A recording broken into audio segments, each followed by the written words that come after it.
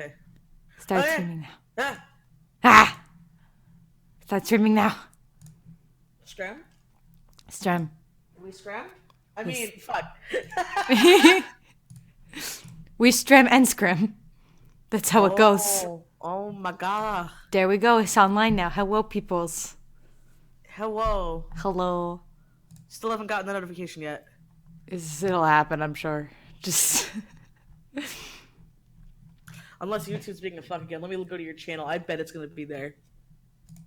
Yup! It's there! My notifications that you just give me. Thanks, YouTube. There we go. That's how it be sometimes. Yeah, YouTube just gotta be a cuck. Every now and again. Hello. Oh, Hello. by the way, congratulations for finally getting past 69. Well, actually, I did a while back, and I actually thought, because it was in the 70,000s, and then, like, I hadn't posted in so long, like, it was starting to actually go down. So it was like, part of me was like, oh, I'm just waiting. I'm going to go back to 69. I'm not going to be able to get, like, you know, whatever. But then because I posted my pet peeves video, now it's going back up. So of course. I've saved it. I did I had a slide and catch on that one. I think it's so funny. I'm pretty sure you're gonna hit 100K before you graduate. The way things are going. If I can just actually post consistently, like a proper human being. I mean, I got some stuff. I actually have like 4 notes right now for like 4 different videos, but I'm not. Well, some of them are heftier than others, though. So yeah, I was gonna say I feel like you're a 3 vowel one. No, not vowels. What the fuck? I'm what? Tired for this. I'm gonna type it to you because I don't want to say it to spoil it. But yeah. I have. I think that one's gonna do really well. Yes, I have. Oh, actually, wait. Oh shit! I have. Wait, no, do I? Yes, I actually have 5. Neat. Oh, did you forget about that one? No, I have. Oh, that? No, that's a totally other thing. I actually, technically I recorded the first one, but I don't like it, so I'm gonna go back and start it over again. I can't read stories. Like, I want to so bad, but I stumble over my words. I love doing it, which is why I'm fine doing it, like, in front of people. It's just for this one, I don't want it to have, like, because of the content of it and the sort of vibe I want to give, I don't want to risk like, stammering or pausing awkwardly. That makes sense, yeah. So because typically I don't actually mind reading a story if I have to flub up every now and again, whatever. But like for this, it's just like I want it to sound like I'm actually reading a file, like it's supposed to sound serious. And I also, it was funny because I had a debate with myself. I'm like, I still gotta have I still gotta have like Patreon shoutouts because that's one of my promised rewards. And I'm like, how am I going to do this in a way that isn't jarring to like new viewers who are just coming here, but it still is Patreon shoutouts. So I know exactly what I'm going to do for them. I'm going to change it up every now and then, but it's like, I know what vibe I'm going to give it and I'm so ready. It's so stupid. I mean, that's why a lot of people do like kind of what I do, where they have just the credits, where they're just like, right. Well, the reason why I have it the way I do is because I want there to be a difference between $5 and $2. No, and that's smart. Yeah. Because and I'm not gonna lie, your ones are really fucking funny. Well, yeah. Well, now I'm taking a note from Sorrow TV. If you just like add some skit to it, it's fun. Oh, goodness. I recently just got done with my 3rd redesigns video, so I had to do the Patreon shoutouts for that today. Oh, whoa. So that's fine. That one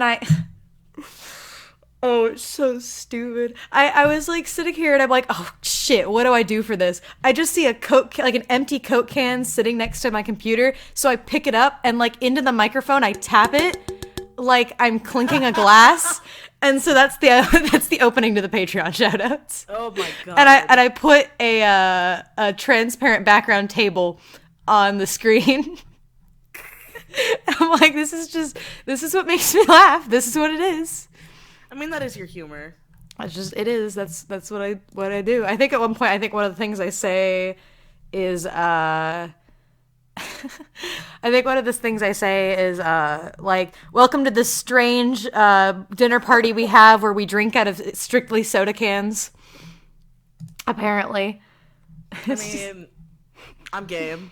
This is what I do. But yeah, I have other than the one you messaged me, I have like 5 notes I have written down for like different videos. I don't know which ones I'm actually going to do or which ones I'm not, but I have 5. So, ooh, can you type them to me when you get a chance? When you get a chance. well, I can just say them because I don't. Oh, okay. I'll just say these are just what the notes are called. Ready?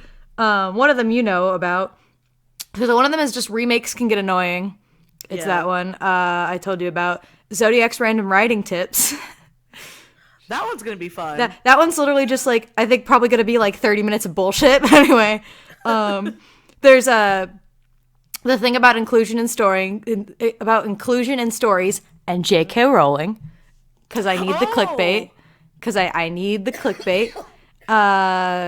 That's the one I'm not sure if I'm going to do or not, because it just depends if I can actually get that done in an amount of time where J.K. Rowling is still relevant, so she'll be clickbait. Anyway. I mean, dude, let's be honest. She's always fucking relevant because Well, also, it doesn't matter. She's not the main point of my video anyway. Yeah. She's my cheap segue into my point. It wouldn't be so hard if it wasn't so easy. That's like the thing. It's like... Yeah. And then I have something... Literally, this note is just titled "The Thing About Art." Ooh. So that'll be spicy, and that's a lot of fucking philosophical shit I typed, apparently. I don't know what I typed. I think I typed it like late at night, and I just stopped halfway through. So I'm like, oh man. Just like, me at night was having a ball. Night me was and then, ready. Of course, this is the title. The Big Honkin' Catriel Rant Review. That's what it's titled. Oh, I forgot. Yeah. Oh yes, yeah. That's the one I think I'm focusing on. Especially since it's fresh in your mind. Yeah, that's always a good that's the do. one though of all 5 of these.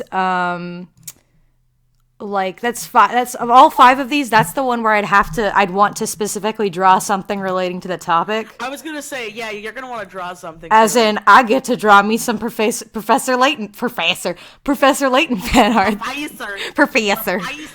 Yeah. There is another video, though, I want to kind of do as a follow-up to it. I'm just going to see how well that video does. Where I actually redesign the 3 of the 4 characters that have the exact same body types. That would be fun. I would say go for it. Yeah. Like, again, this is another video I want to do, but I'm just going to wait till later to do it. But I want to make a video actually talking about same-face syndrome, because I think the one thing people don't bring up is that it can totally work. And, like, it's not always an issue. I mean, it does work a lot of the time. Yeah, well, like, here's the thing. What's funny is if you take, like, the basic definition of same-face syndrome, Adventure Time has same-face syndrome. Disney. Like, Disney has same-face. So it can... Most Disney, I guess. Yeah, it depends on, like, what it is, but sometimes it's not, like, same faces isn't always a bad thing, and I want to make a video just analyzing where it works and how it does it and whether or not it's actually an issue. Although in this game, it is an issue because every other character in the game is very varied and creative. So, it's almost like, okay, so on that topic, all right. Oh, boy. Do you mind if I go on a quick tangent? Sure, go for it. So, all right, some TMI chat. I was dying last night. Yes. So I didn't go to bed until like noon today. Oh, yes, I was there. Yeah, Morgan was there. Well, I mean, not like literally there. I just teleported into your apartment. But especially, you would not want to see me then. I was literally dying because I ate some bad food. And so I was like, you know what I'm going to do? I'm going to watch the Sabrina Season 2 Netflix show because they released Season 2. Mute if you don't want to hear me talk about bad writing. I'll tell you when to not... hold on, I'll just... mute for Netflix Sabrina shit. Will type when safe. Alright, so... I did like... Because they changed a couple of things from... This is the trans character being bullied because I'm trans. Remember? Yeah. So, I liked what they went with that character. They actually switched it around to where it made more sense. And it felt a lot more natural. So I liked that. But, Lord, that whole second season... Oh, I saw you post about it on Twitter. I saw that. is a hot mess of writing. That is a hot ass mess of writing. And normal, like, okay, the first season, the first 3 episodes were really cringy, but I liked it. But tone was all over the place. So I want to give a little bit of writing advice. So Yeah. if you have a character that is dealing with literally Satan, why the fuck would they care about petty high school bullshit? I'm sorry. It does not make sense in a realistic sense. And people like to use the excuse of, like, well, in the old Sabrina, she had to juggle her witch life and, excuse me, her human life. And I'm like, yeah, and it was an early 90s sitcom, so it was silly and funny and not serious. This show is going for serious. So I'm sorry, but if Morgan, just as an example, all right, so let's say that your parents were murdered when you were a baby because of who they married, Yeah. and you later found out that your dad sold your soul to Satan for some reason. So you're looking into that. You're also looking into the fact that your parents got murdered. Yeah. And you're trying to resist a cult. Oh, but your high school is banning certain types of books. Those bitches. Which is more important? Definitely the books. Definitely, of course. And that's, but see, the problem is they try to make it the same level. They try to make it equal. Like, oh my god, right? This totally makes sense because, like, her friends are going through human stuff.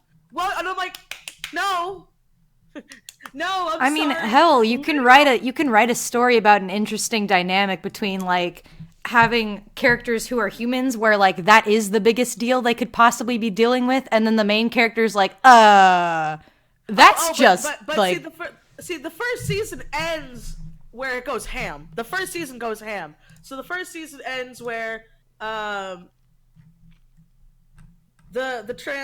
trans boy, because he's a boy, he transitions into season 2. So the trans guy, and I'm only saying that because they kind of beat you over the head with it. I don't like saying that, but I'm sorry, it's kind of true. They are like, his great ancestor was also a trans person back in the, Pilgrim age, and he helped witches cross over, so the ghost of his dead trans ancestors giving him advice. That's at the end of season 1. As you do. At the end of season 1, her other human friend, you find out that her family was cursed by a witch, so she's going blind, but now she pretty much has psychic supervision. Oh, and her ex-boyfriend comes from a line of witch hunters. By the way, you think that, like, ex-boyfriend coming from a line of witch hunters is going to come back into the show in any way? Oh, let me guess, it doesn't. It does for one episode where he wasn't being a witch hunter. He and his dad were hunting deer in the woods, and he didn't kill the deer. And everybody's like, it's because symbolism? He's a witch. Question mark? I guess, but, like, it was pretty bad. So that was the first season. The second season comes along, and you're like, okay, Sabrina sold her soul to the devil, and now she has, aesthetically cute white hair, and she's also extremely powerful, and she is the only, like, witch of 4 in the entirety of, like, witch history to summon hellfire to burn old witches' souls. And I was like, okay, that's pretty creative. Kind of saw it going with the whole chosen one motif, but I liked it. It was different. I liked that she, like, had to sign her soul away. She couldn't just, like, summon hellfire, so I liked it. It was a bit of a hot mess, but it was enjoyable. So let me go to season 2. So it starts off where Sabrina's like I'm like, oh, it's kind of starting off at a good start. I think they got better writers. I think no, I was wrong. So it's like going through with all this stuff where it's like, okay, she doesn't want anything to do with her human friends anymore because she's scared about hurting them, and I'm like, okay, realistic. I mean, you did, summon fire from hell. I kind of would feel the same way. Yeah. So, but like, her friends are going through kind of like normal human stuff, and she's not a part of it. And then she's like telling them about her like super secret like hardcore witch stuff, and how like there are literally demons trying to murder her. Yeah. Like, no joke, that's like a big thing. And then they're like, well, Theo wants to start off and be a part of the basketball team. And they're like, who's Theo? And they're like, oh, Susie's Theo now. Catch up. And I'm like, wait, what? But like demon kings that you're emphasizing are trying to murder you, and you're comparing it to someone trying out for the basketball team. I see. Because those are the same level. God, the world is filled with terrible writing. But that's why. So, and then like they bring in these things that are like season-long plot lines that they finish in 2 episodes. Like, out of nowhere, I remember being like, I wonder if they're gonna ever harken back to the murdered guy in the first episode of the series. Oh, they do in the middle of season 2 for 2 episodes, because you'll like this. All of a sudden, Jamal or Jim, I can't say it, they're like angelic names, because they're angels. Ah, of course. But they're not. They're angels that don't look like angels. They look like good little Christian people, and they always smile and are really creepy, and they like to murder witches. And I'm like, fun. Okay. And I was like, okay, so you're going with creepy Christians, but why are you bringing witch hunters into the middle of season 2 with all the other stuff going on? And then I'm like, okay, are we gonna like switch it up? Maybe like they'll be the big bad. Oh no, Sabrina becomes literal Jesus. No joke. They put a crown of thorns on top of her head and say, with this, you won't be able to do any magic. So they kill her, and she comes back as flying fire Jesus, and then just fucking burns all of the angels. And I'm like, wait, that was a good plot point. You're just getting rid of it in literally the next episode? Of course we are, because we made a mistake halfway through and we didn't know how to fix it in time, because we're not good at writing. Well, I like the twist of like, oh, we're not normal, Christian people. We're angels. And I'm like, oh, you can go. Nope, okay. Solved in literally the next episode. Okay. So, Indeed.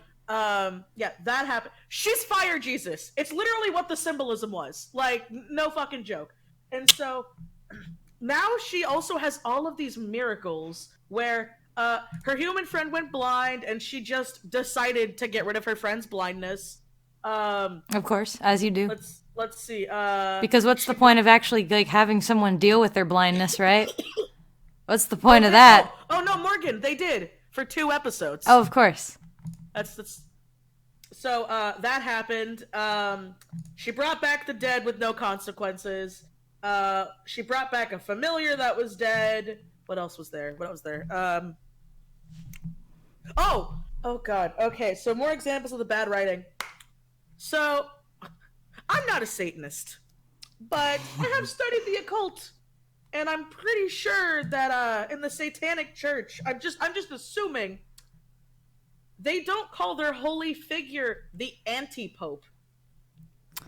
Yeah, I saw that on Twitter that you posted that. They're like, we're coming to have a visit of our most unholiness, the anti-pope. And I'm like, because that doesn't sound like a cheesy name. Every time they say the anti-pope, I just die a little inside. I'm like, you couldn't just say like an acolyte or a follower, or hell, one of Satan's demon buddy or angel buddies that like, yeeted heaven with him. That happened. I'm not a Satanist, but people seem to forget that when Satan fell, a couple of angels fucking went with him because they were agreeing with him. And I'm like, there was so much you could have done here, and you went with anti-pope. Indeed. Oh, I totally forgot. And she murdered solved in one episode. She murdered her new boyfriend's werewolf mom that he's suddenly over in like the next episode. Oh, of course.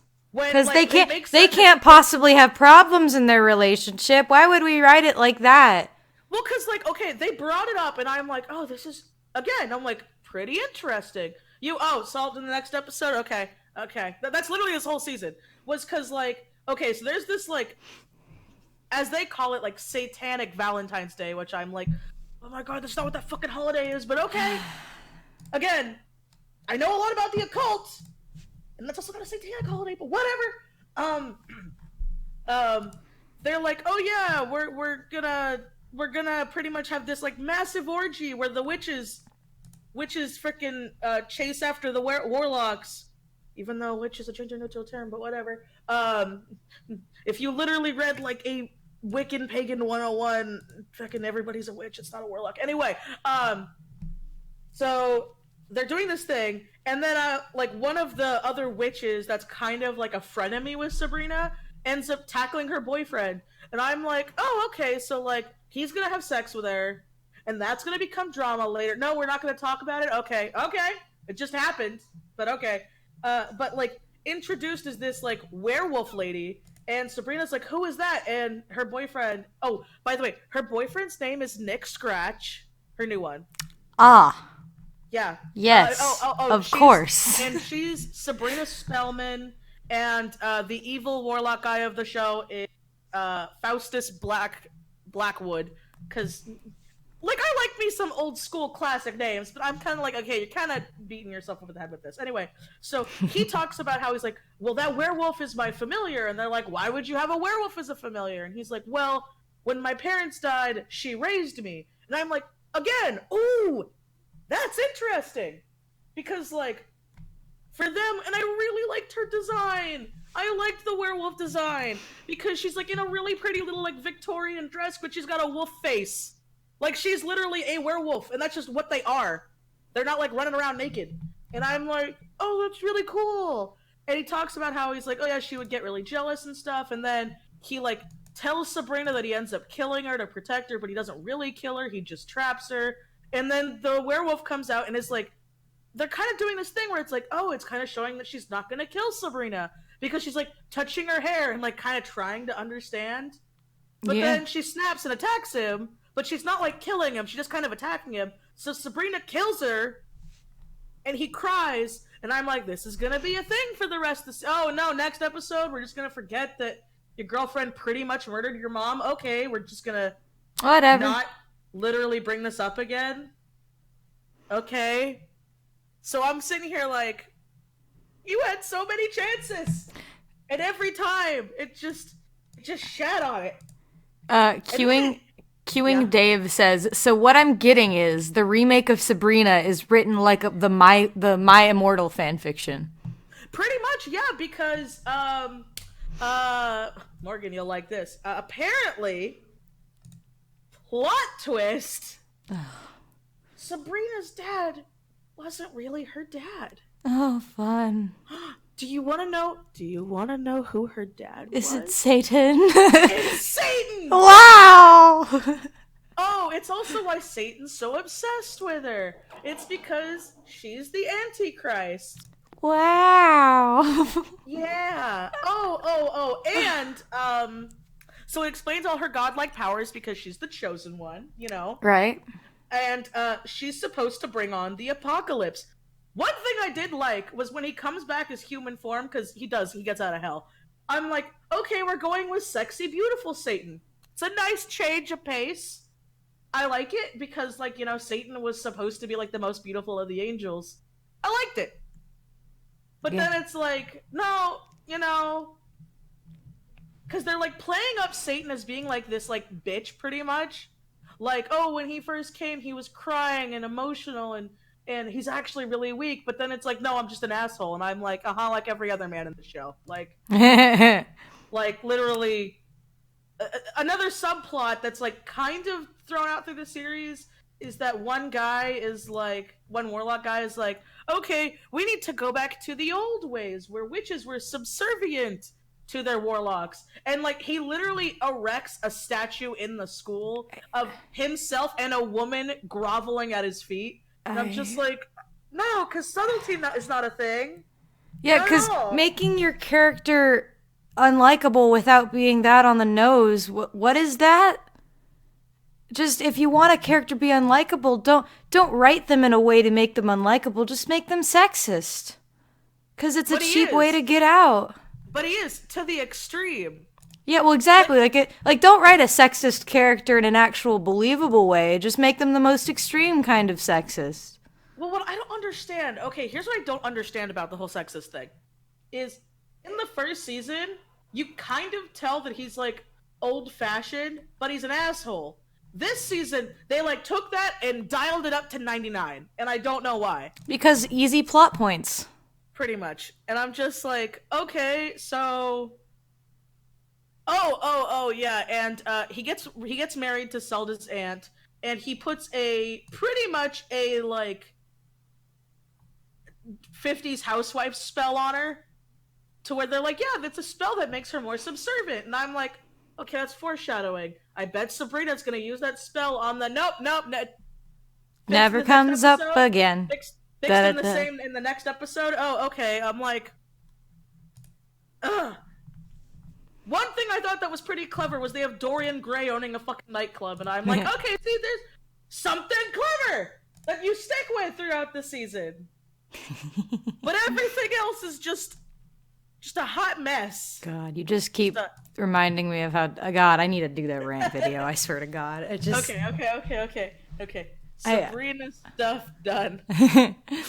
God, that video is gonna be. I'm literally because before I actually do my videos, I like to actually do like a practice rant either in the shower or just whenever I have a chance.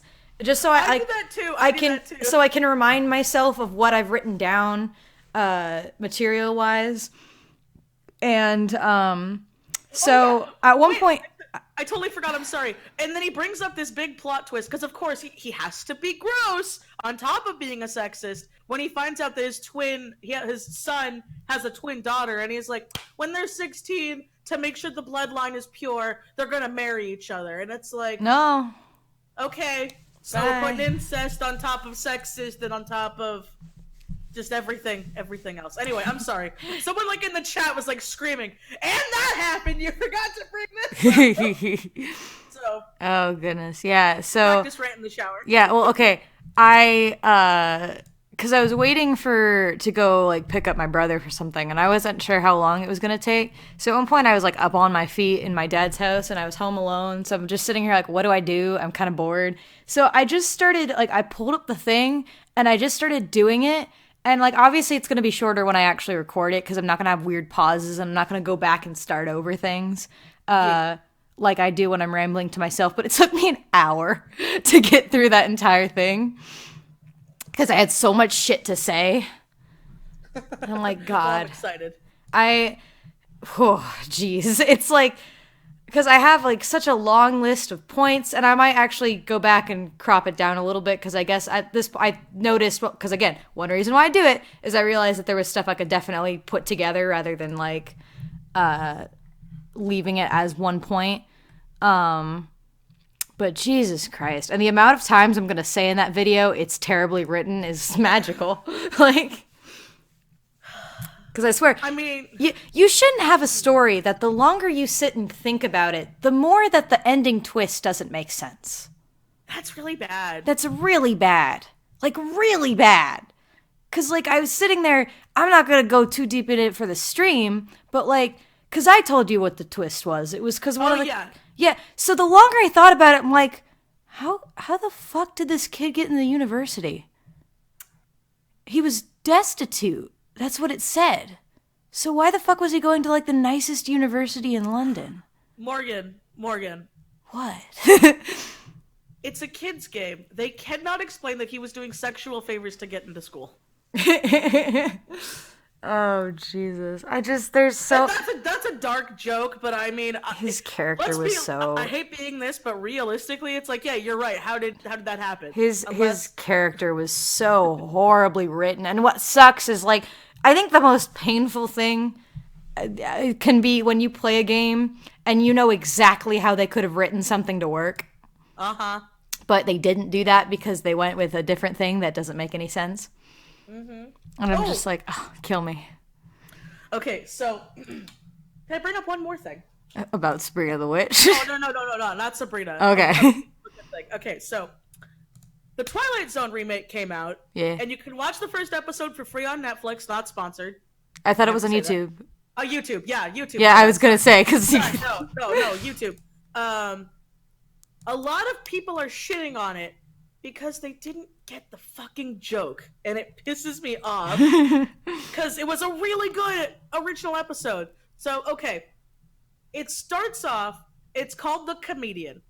Mm-hmm. All right, and it starts off with a comedian that tells really shitty, not funny jokes. Like they're not meant to be funny. They're really shitty. Yeah. And they even talked to him about it. They're like, really? Talking about the Second Amendment in a joke? And he's like, it's funny if you think about it. And they're like, no, it's not. But a lot of people are like, oh my god, this SJW crap in the beginning of the episode. I'm like, you realize that was the point, right? Like, that was the point. It wasn't funny, which is why when the thing happens that makes him funny, he ends up having to degrade himself and turn into a thing he hates. Wow. Like, that's kind of the point of the episode if you watched it. So, all the... Morgan? What? Shit. Morgan. Oh, God. What? I'm fine on my end. I think she died. Meechie, no.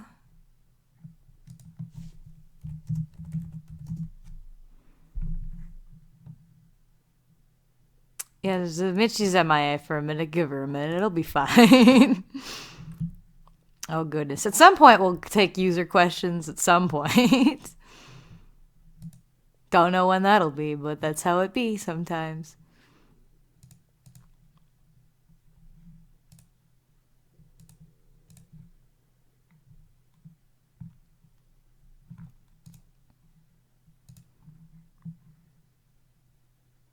Rip, the Sabrina writers heard her and got angry because she's right.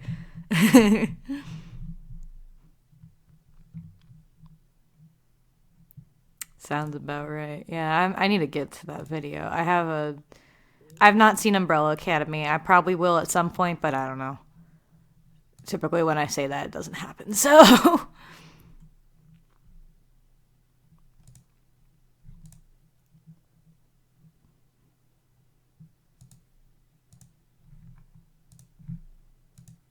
Oh no, Michi. Her Discord probably crashed or something.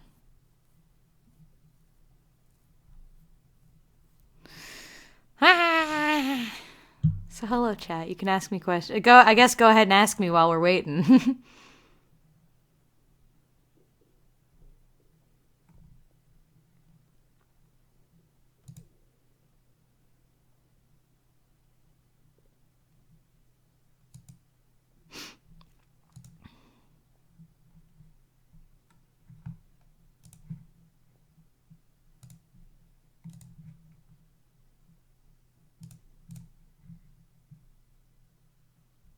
Coke or Pepsi? Always Coke.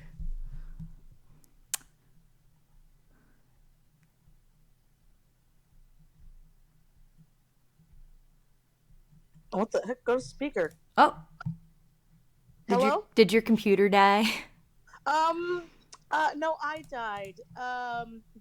When I restarted it, I forgot to plug my computer in. Oh.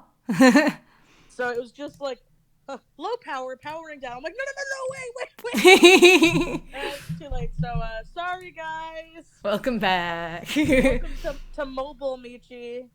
Somebody said that the Sabrina writers heard you criticizing their work, and that's why you went offline. Well, you know what? if it wasn't so bad, and they didn't have so many they had so many chances to go with literally any of these plot lines, and a good writer could have made it go throughout a season so you'd make your money because you wouldn't get the overarching plot done. But no. Yeah. I'm late, so sorry if this has been asked, but any updates on Seven Sins of Bay? It'll come back, I swear! Okay, so Morgan, I I'm guess we still should explain. working on it, I What swear. he wants to have, from what he said. So he is working on pages. I've seen a few of them, but he I wants to do have shit on Patreon to make a note of it. he wants to have a fat stack ready so he can have constant updates. Because guys, I hate to say it, but Morgan doesn't make money off of his comics, so he's just doing it Quies. for fun. Quies. I'm working on it. I keep trying, but I keep getting distracted with other things. I Oh mean, god. the how many cheaty heads do we have to do? I did. Would it surprise you to tell you I did 9 more earlier today? I'm no, not at all. Not at all. You are the fastest. They're so easy. Oh god. Anyway, yeah, I have to, but yeah, I'm doing it. There's one page I need to just shade it, and then I can just put dialogue in, and I'll be done with 4 more pages. But I'm not shading this stupid page for some reason, because I'm terrible. I at least need to do more like sin art, and I haven't been doing that. See, somebody wants to do the diddle with greed. You already got one. Oh goodness, I need to do more with the art. I mean, hopefully, if I can just, what I'm hoping for is that whenever I actually do start posting the next chapter or whatever, like the motivation of having feedback will push me to keep working on the next chapter. So maybe I'll actually be a good way along. I don't know. But come on, everybody's interested in it. Yeah, I know it's. Plus, I don't. You want to get to your good boys. I know I need to get to my good. I need to get to my mages. I need to get to fucking Kai, because he's the most important one out of all of his friends. Because I'm not biased, I swear. I mean, what? No, Kai's not the main character. What? No. By the way, guys, plot twist. Kai is actually Angel's father. Dun dun dun. God, what a twist that would be. Oh jeez. I mean, at least I've been at least I'm somehow on page 5 of my other thing I started doing. Which other thing? My story thing. You know. Right, the story. Yeah, the story, the ominous and vague story that it is. Question. Once 7 Sins and a Baby is finished, would you ever consider doing it? Probably not. It is not well written. So, anyway. No, I don't. I think it's well written. Well, I'd never really want to publish it just because it's literally meant to be like me coming up with bullshit. Oh yeah. So no, I get it. So it's the this isn't Luniverse, but this is my test. Exactly. Well, this is my test run, so that's not to say I'm not gonna try and make it good. I just would never really want to go back and rewrite shit just so I can publish it. Especially because it's going. I have no idea when it's gonna end. I literally have no idea. Like we have an ending. I know what the ending is. I just don't know how we get from point A to point B. Yeah.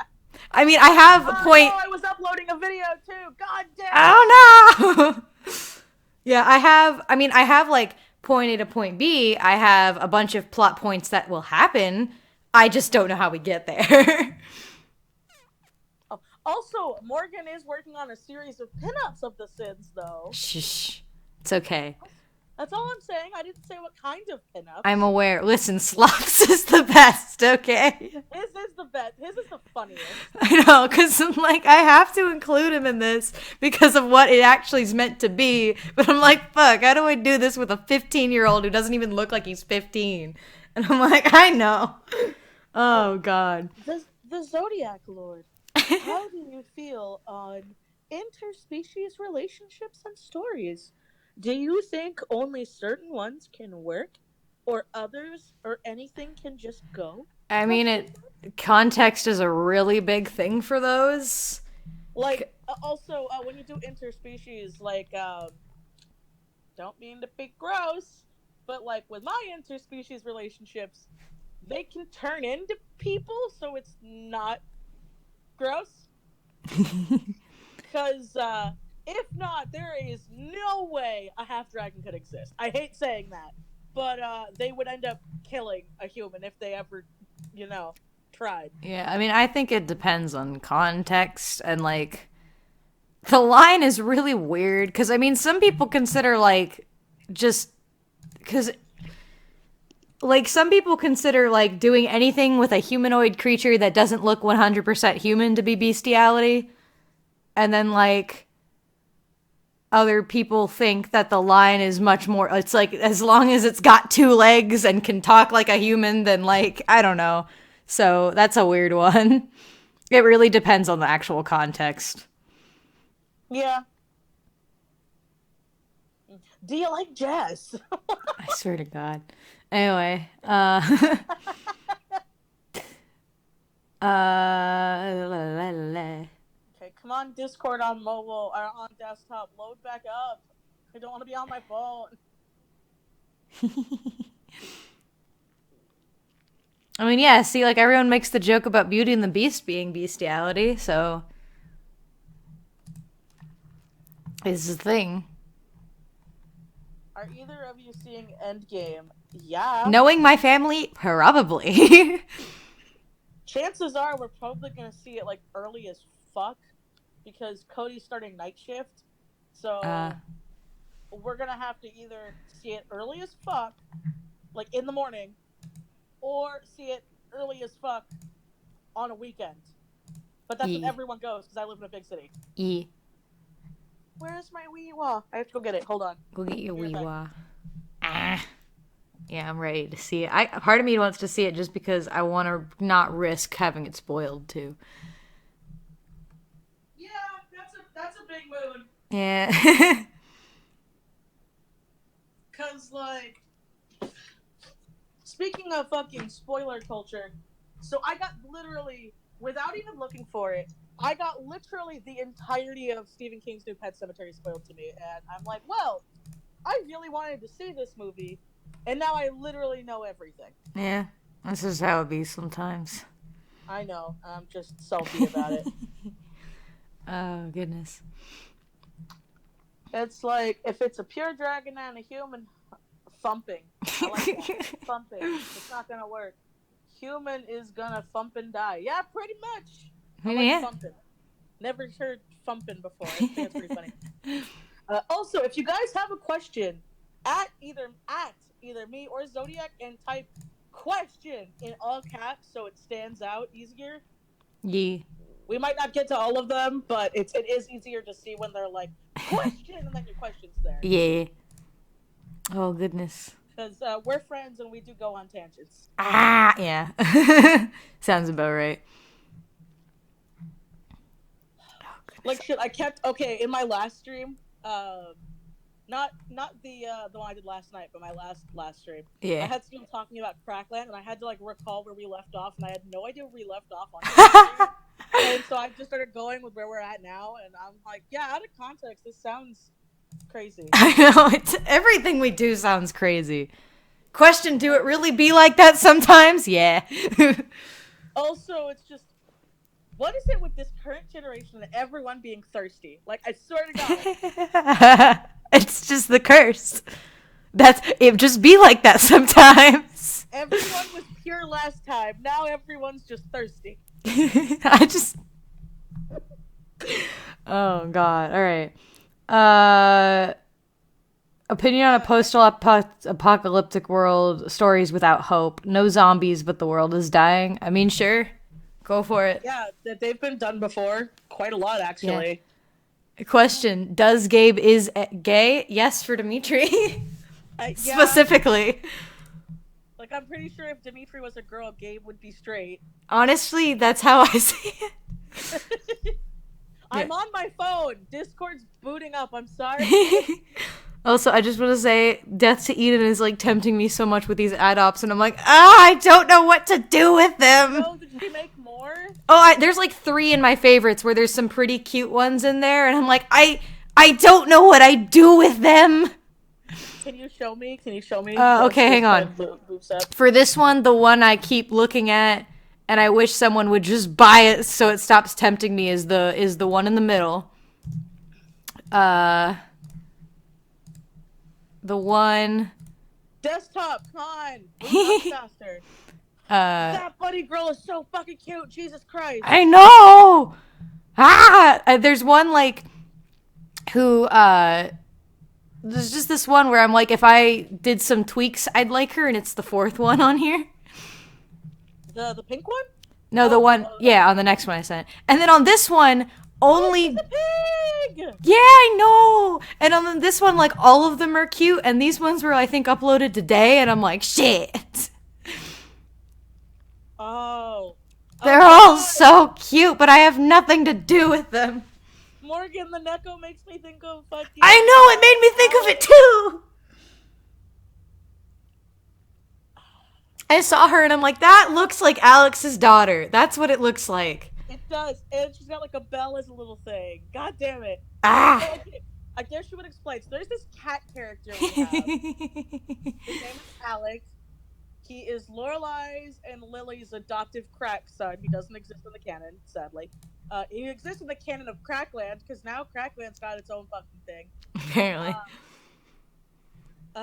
Christ. And he's very trusting. He's very trusting and didn't know much better. And so then we made the joke that, like, because he's a part of, like, an aristocratic family, they have parties and debauchery all the time. So now there's just a bunch of fucking Nekos running around. And we keep forgetting about the goddamn Nekos. And so we're sitting here like, okay, if we need a new character, we just gotta make a cat person. That's if anyone, for some reason, needs, like, a character to them, just get the Nekos. Yeah. Friend, relationship, teacher, give them a Neko. Just there you go. Just bam, bam. All right. What's your biggest pet peeve in a story? I mean, God. Oh, geez. I will say, because I can't pinpoint, like, my biggest one because it would change depending on the circumstance.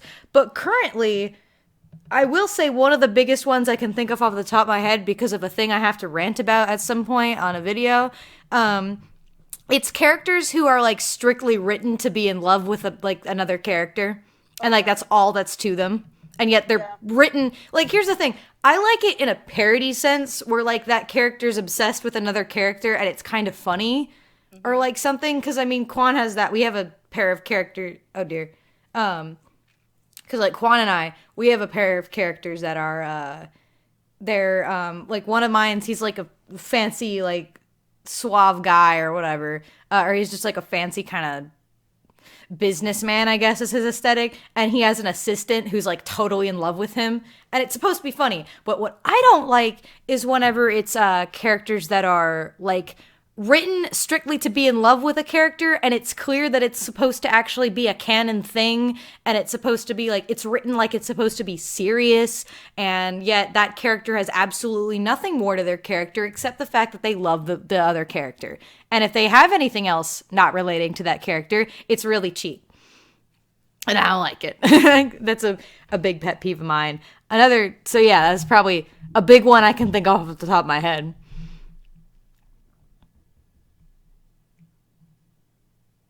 Hello?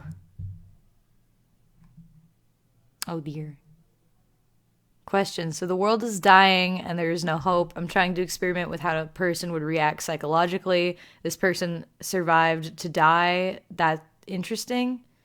Yeah, I think it would be interesting. Hello? Hello? Can you hear me okay? Yes. Am I alive? Yes.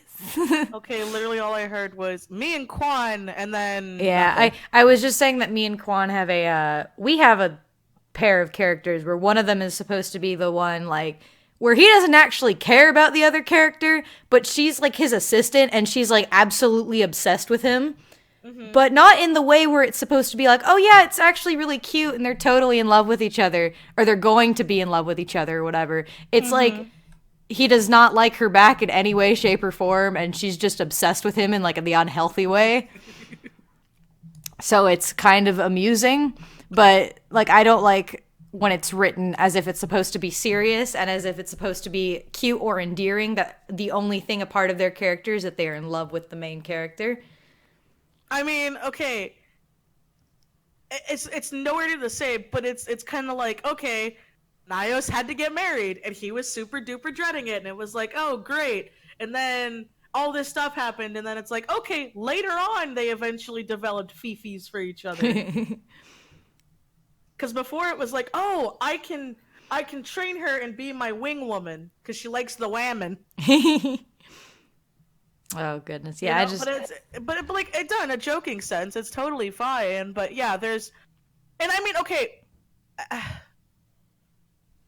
technically, I guess I have characters that are like that, but they're not important characters. yeah, So it's like like if it's you fine don't if have it's a side character, just not so fine if you're playing a game and that's supposed to be one of your assistant characters, aka one of the three main characters. And then his Yeah. actual real character comes in as a really hastily shoved in plot twist that doesn't actually make any sense. Man, I need to do that rant video. Morgan, What? for the twist. What? I said for the twist. That's why. No, 'Cause, it's like, not though. I don't know.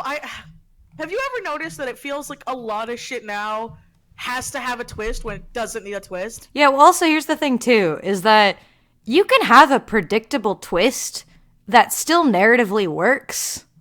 Uh-huh. Like, that happens. There's plenty of times where you can have a twist where it's like you totally see it coming, but, like, you don't complain about it because, like, it makes sense. Yeah. And that the rest of the story can stand on its own without it having to be a shocking plot twist. Like, I don't know. Anyway. Let's see. Question: How fun do you think it can? How fun do you think it can be a? How funny do you think it can be for a subplot of a human and alien miscommunication / treble communication because of psychological differences? Alien doesn't have vocal cords. I mean, that could be funny. I mean, it's been done before. Miscommunication is typically funny. We had a whole thing about miscommunication recently. I mean, we still technically do. It's delightful. Because it can't be solved because poor freaking Demetriel. Oh, It's like, okay, Demetriel. you want people to understand you? Well, you can't understand that. Oh, my baby. She's doing her I best. was thinking about that, and I'm like, Lex can't just, like, take Well, I it know. away. Well, because whenever he did that, I'm like, I know we Deus Ex Machina some shit, but I'm like, we can't just take away the pivotal part of Demetriel's character. So I'm like, you know what? No, this is just gonna be the reverse pain, where it's for an hour of a day. She can talk to anybody, but she can't understand them. Yeah, or read. She can't read or Or write read. either. So it's like she can spew off what she's saying. I mean, technically, the hack in both situations is just mind reading, but you know, it's kind of hard when she can't do it. It has to be other people doing it to her. Exactly. Anyway, But I don't know. I think it would be funny if she just read in different languages too. Like if you read her mind, it would be just a hot mess. oh, that'd be horrible. But yeah, Like, this sounds so bad, but it's like then April can't talk to her. ah, dang it. Because think about it, April would be like, "Oh, hi, Demetriel," just 1,000 different languages, and she's just like, "Oh." Oh god, it has to be a pivotal part of her character. That's the rule. It does, because I mean, that's it with kind of like all of their quirks for the most part. It's a part of them. Yeah. The only one who can kind of get away with it is Matthias, but he works at a circus, so it's like, mine's more of a trick. Everybody else's seems like a curse. It seems like, and when I think about it, I'm kind of right. I'm like, yeah, you know, you kind of Savani's is not a curse. She's just really smart. Yeah, but she's a baby, so it doesn't I count know, but still. She's just an innocent, One chubby second. baby. Okay.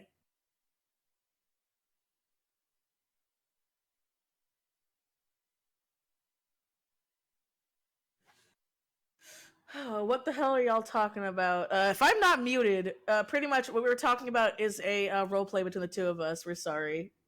Question: How do you go about rewriting a non-linear story with a lot of gray areas into something that makes sense and can actually work? Research into stories that do that, so you can kind of understand how it's done properly. Yeah. It's not ripping off someone if you research from it. Yeah. But yeah, so Boom boom. like poor Crescent's just a hot mess. So Oh dear goodness. Yeah. Ah. Is it bad that I'm excited to work on mystery person question mark question mark question mark? Oh dear. We can't spoil it. It's such a big part of my story. I know, it's so big. Well, So big. it's funny because I need to be as vague as possible with my wording here. See, because part of it would be if it was like any other character, I could just put it there and just like not explain it, and Well, it wouldn't really matter. But because it's such a big deal for that character, and it's a character arc, no, I totally get it. yeah, and like, because I mean, people will have headcanons and whatever, but like, I don't want anyone to be able to figure out for real. Oh, goodness. All right. What kind of fantasy stories are the best in your opinion? I mean, The well-written ones? yeah, honestly. Well, here's the sad truth about sci-fi and fantasy. Very few people can write it well. Yeah. I'm sorry. Because so many people, especially when, like, I make mistakes. I slip up. I'm not perfect, hence why I have an editor. But, like, when you're making your own original non-Christian world, pretty much, I shouldn't say non-Christian, non-Jesus world. That sounds pretty bad, but yeah. Then, you have to think of things like, oh, okay, you can't have your character saying, oh, hell, because why would hell exist? Right. Or Jesus Christ. I have read fantasy books that take place in fantasy worlds. In my fantasy world, I technically cheat because when people do that, they curse to the goddess of hell, and her name is Hell, just without the extra L. Yeah, see, so I cheat. But that's clever. Like, that's smart. But it's like, you don't go like, oh, Jesus Christ. Instead, you would say something like, oh, Salamar. I don't fucking know. Yeah, like you'd have to come up. The language barrier is really weird, typically. Yeah. Unless you're writing something that's loosely fantasy, like a medieval fantasy that takes place in normal, like, medieval era or whatever. Yeah. Question: what would y'all say is the worst, weirdest, funniest fan fiction or online original fiction? Boy, don't get me started. I got a lot. I probably have a lot, but they're all from my like weird middle school phase of reading, like Your Name readers and all that shit. So oh god, I forgot about Your Name readers. It's a disgusting era of my life. I feel like everybody's been through that. Oh yes, there's always that one there you just don't want to talk about it. But just like, oh Jesus. Just pretend it never happened. So gonna be vulgar for a hot second, but I am not ashamed that a guilty pleasure of mine is I love reading cheap, self-published, under $2, preferably under $1, bad porn books off of Amazon Kindle. Because most of them are so badly written that it makes no sense. Speaking of, that Dragon CEO one that I sent to you? Yeah. Remember? So I looked it up. The first one's free. And I'm like, oh, I've never had a free one before. Oh, it just makes you want to buy all of the books in the series, man. It's so bad. Oh, so goodness. bad. And see, but those make me happy because they're so bad it's good. Well, because you laugh at them. Yeah, there are so few where I'm just like, this is terrible, and I'm not having fun. Like, usually I can find fun in it, but sometimes it's just terrible. Mm-hmm. I used to read insert name here online books. Everybody did when they were younger. Don't feel bad. Don't be ashamed of it. Like, it's fine. Let's see.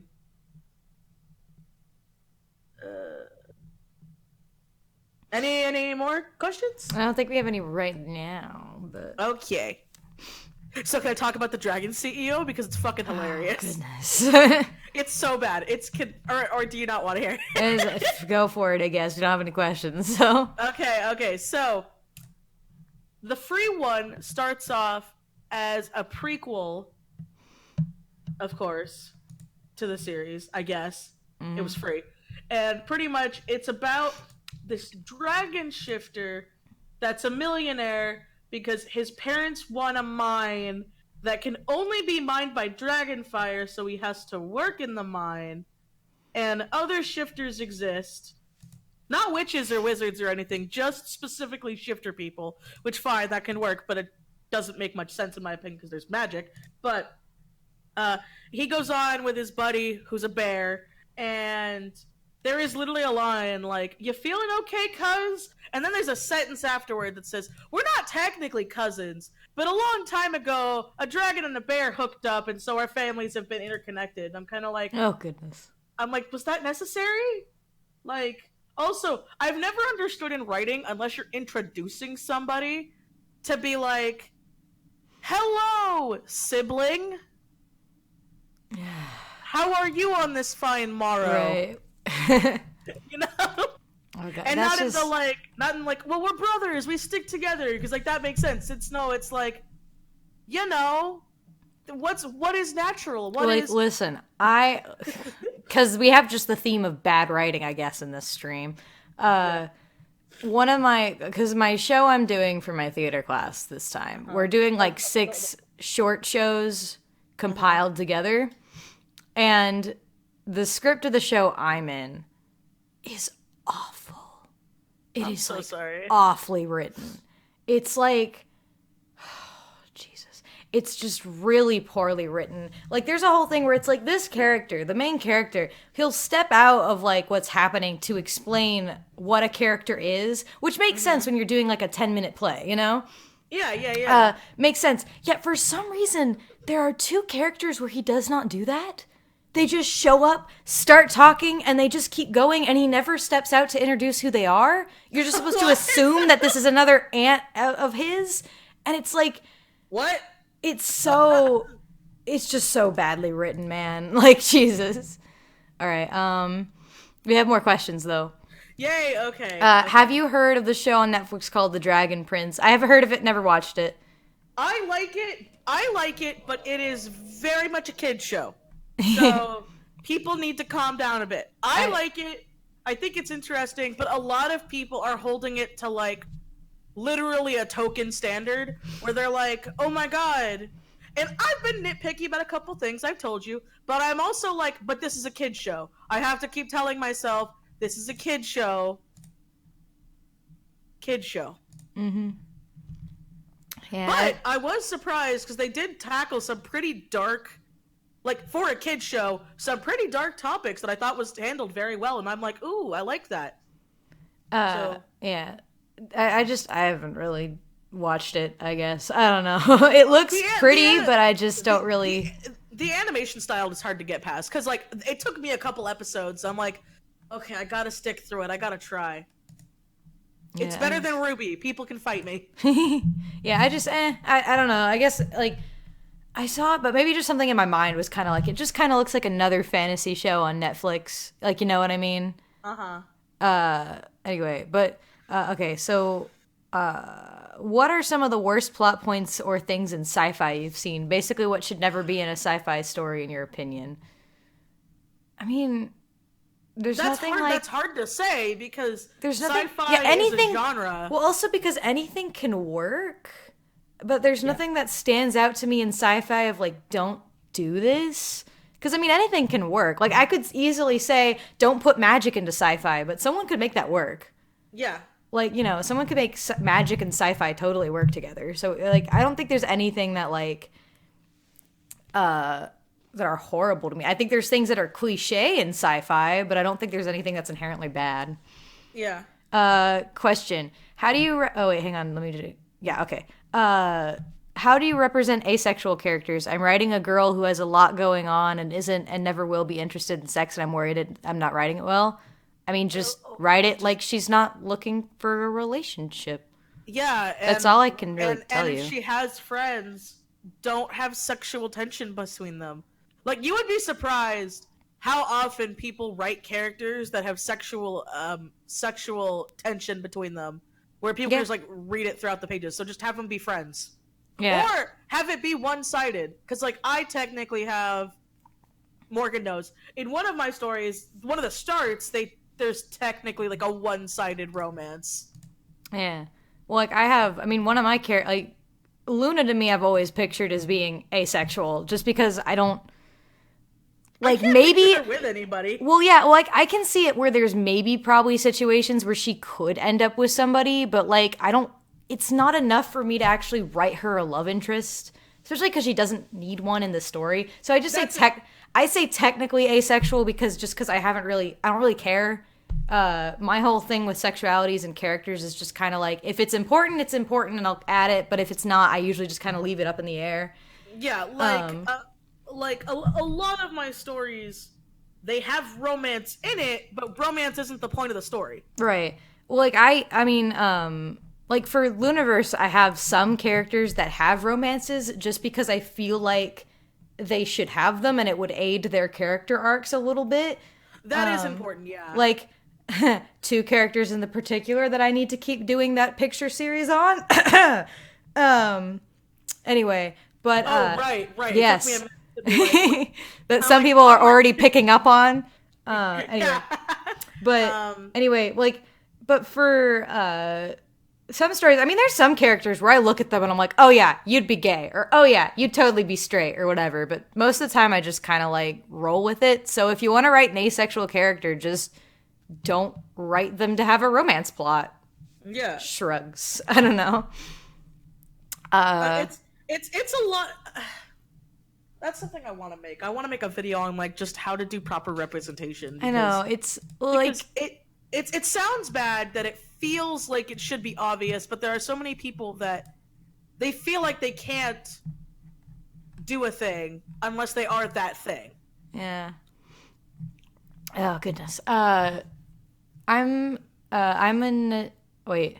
What? I'm a D&D DM and I'm adding an evil clergy with the sexist roles. Women must be clerics and men must be paladins. Do you have any input on this concept? I can't say more here, no space. I mean, sounds fine to me. I mean, it sounds fine, yeah. Yeah. Like it's fine having, well, it's not fine. In a literary sense, it's fine having in a narrative sense. In a narrative sense, yes, thank you. In a narrative sense, it's okay having a sexist like plot if it has to do with the plot. Same with the DM. So like that's gonna have to come up later. But another thing that you have to kind of like be careful around is when like, and this is something I've learned over time. So it's like not like I'm a saint, but like I'll just use my story for an example because it's easier using that. So my story is very sexist to non-humans. I mean, not sexist, they're racist. My bad. Racist. You know? And a lot of it is played up as evil.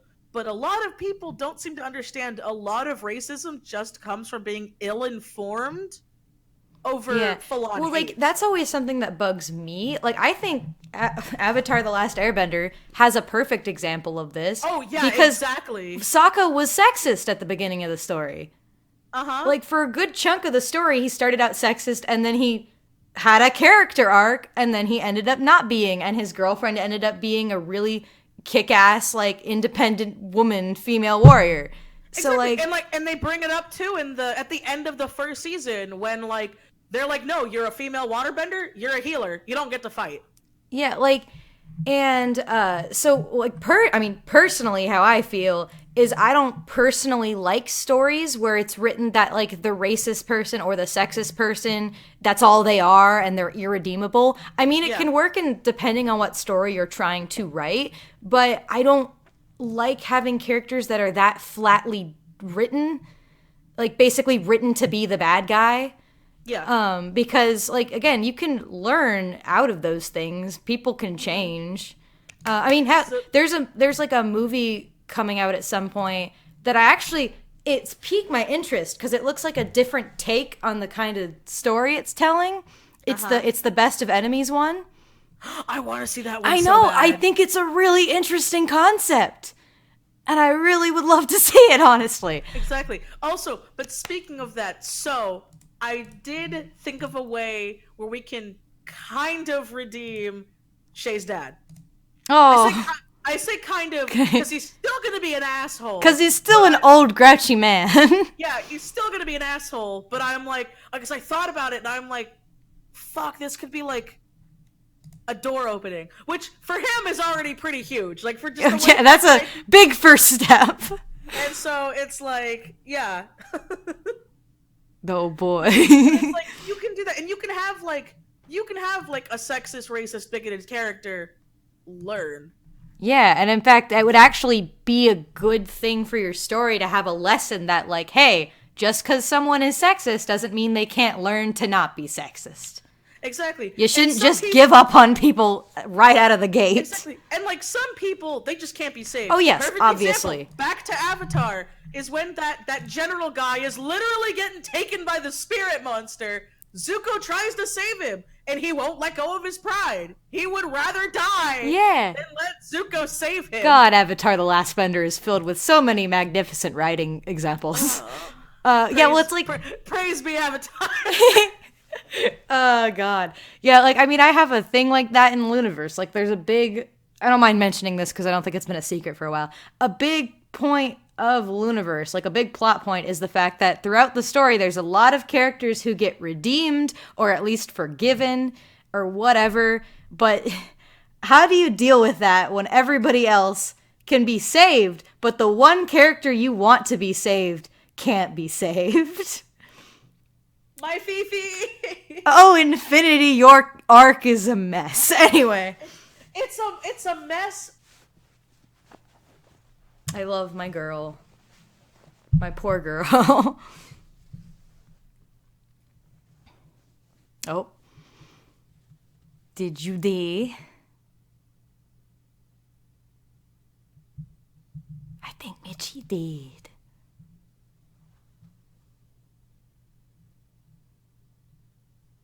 I want to see the redraw of the That Isn't You. That's probably the one I'm planning to do. It won the poll. Hello? Hi. Are you back? Kind of. Oh, okay. Oh no. So Discord is just fucking me right now. Like, it's being terrible. Oh goodness. But yeah, I was what I tried to say before literally everything froze. Everything froze. I hate it when that happens. was you know, it's like, oh, but it makes sense. Yeah. It hurts, but it makes sense. My poor baby. Thoughts on Steven Universe other than poor pacing? I mean, I plan on making a video on it soon. I'm taking my time because I'm rewatching the entire series again. I mean, I still like the series, and I'm just not as passionately into the fan base anymore, so that's about all I have to say about it.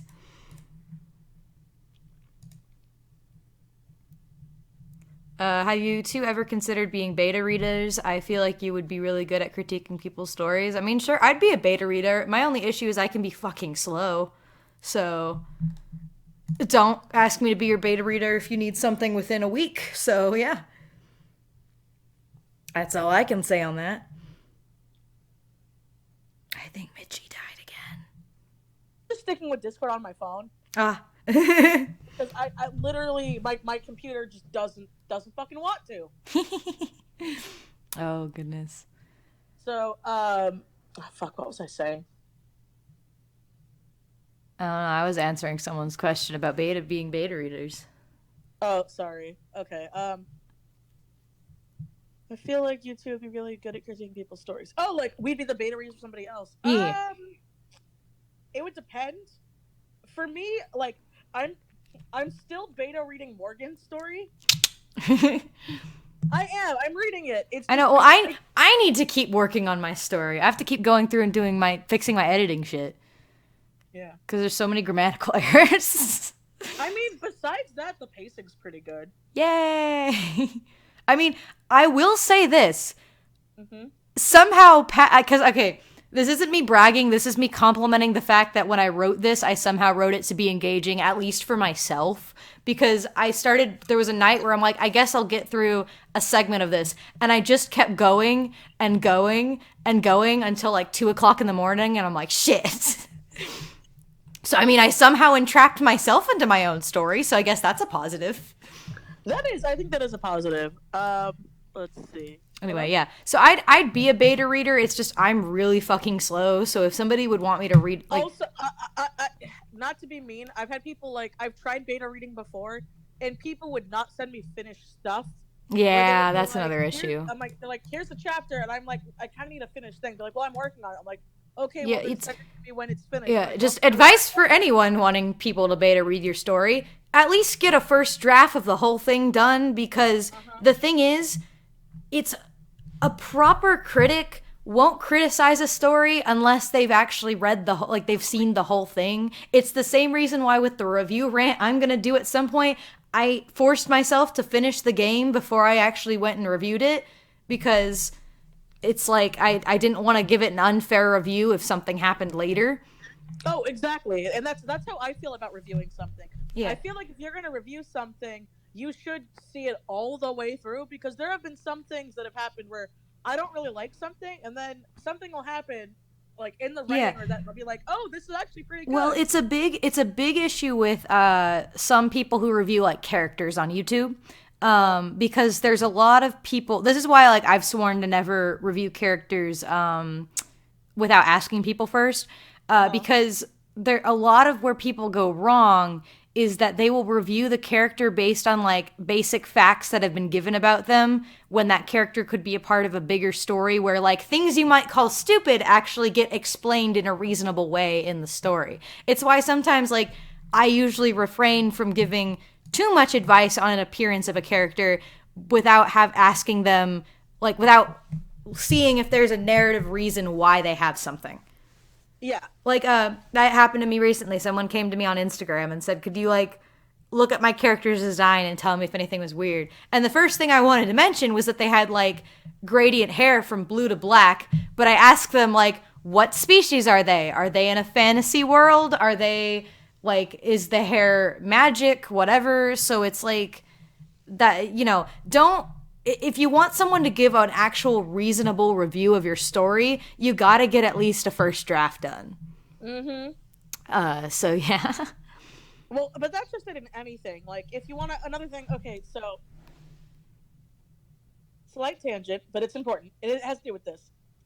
A lot of people who tend to do these things, who talk about stories and characters and stuff, whenever I see them wanting to do this stuff, they do it because they want to be professional, but they don't want to treat it professionally. Like, they Mm-hmm. want to be taken professional, like as a professional, but not be professional. Mm-hmm. I see it a lot with a lot of people, and I'm sitting here like, well, if you have to, you have to put out what you're gonna get taken back. Mm-hmm. If you want it to be taken seriously, you need to be serious about it. If you want to be taken jokingly, jokey about it, and you need to kind of just understand that.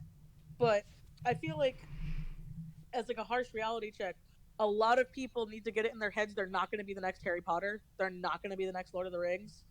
Mm-hmm. Because I know a lot of people who have told me stories, and they're like, Well, "Oh yeah, so this it's like yeah, it's like those quotes that are like, "Don't try to be somebody else. Be the best you." And that's how if you write a story to basically be the next Harry Potter, then you're already doomed to fail. exactly." Because you're trying to be the next Harry Potter rather than trying to be the greatest version of that story. Yeah. And also another thing too is you don't have to have a story. A lot of people are like, "Oh, I don't have a story. I don't have any ideas, but I have a character." I'm like, "Cool, have that. You don't Yeah. need a story. You don't need a comic. You There's don't." actually plenty of I mean, like shoot. I mean, there's characters out there like Disney's a perfect example. Mickey Mouse, Donald Duck, Goofy are not characters that typically have a very solid story timeline. They're typically thrown into different kinds of stories. Exactly. It's why we have like the Three Three Musketeers, Musketeers. or the Prince and the Pauper, or they did a Jack and the Beanstalk once. Mm-hmm. Like they very much are thrown into situations. Yeah, I mean, there's obviously reoccurring themes. Like, typically, like, usually Minnie and Mickey are gonna be the love interests or whatever. But, Yeah. like, they can be thrown into different things. So, like, you don't have to have a solid story for your character. You can just have a character. Uh-huh. Wink, wah.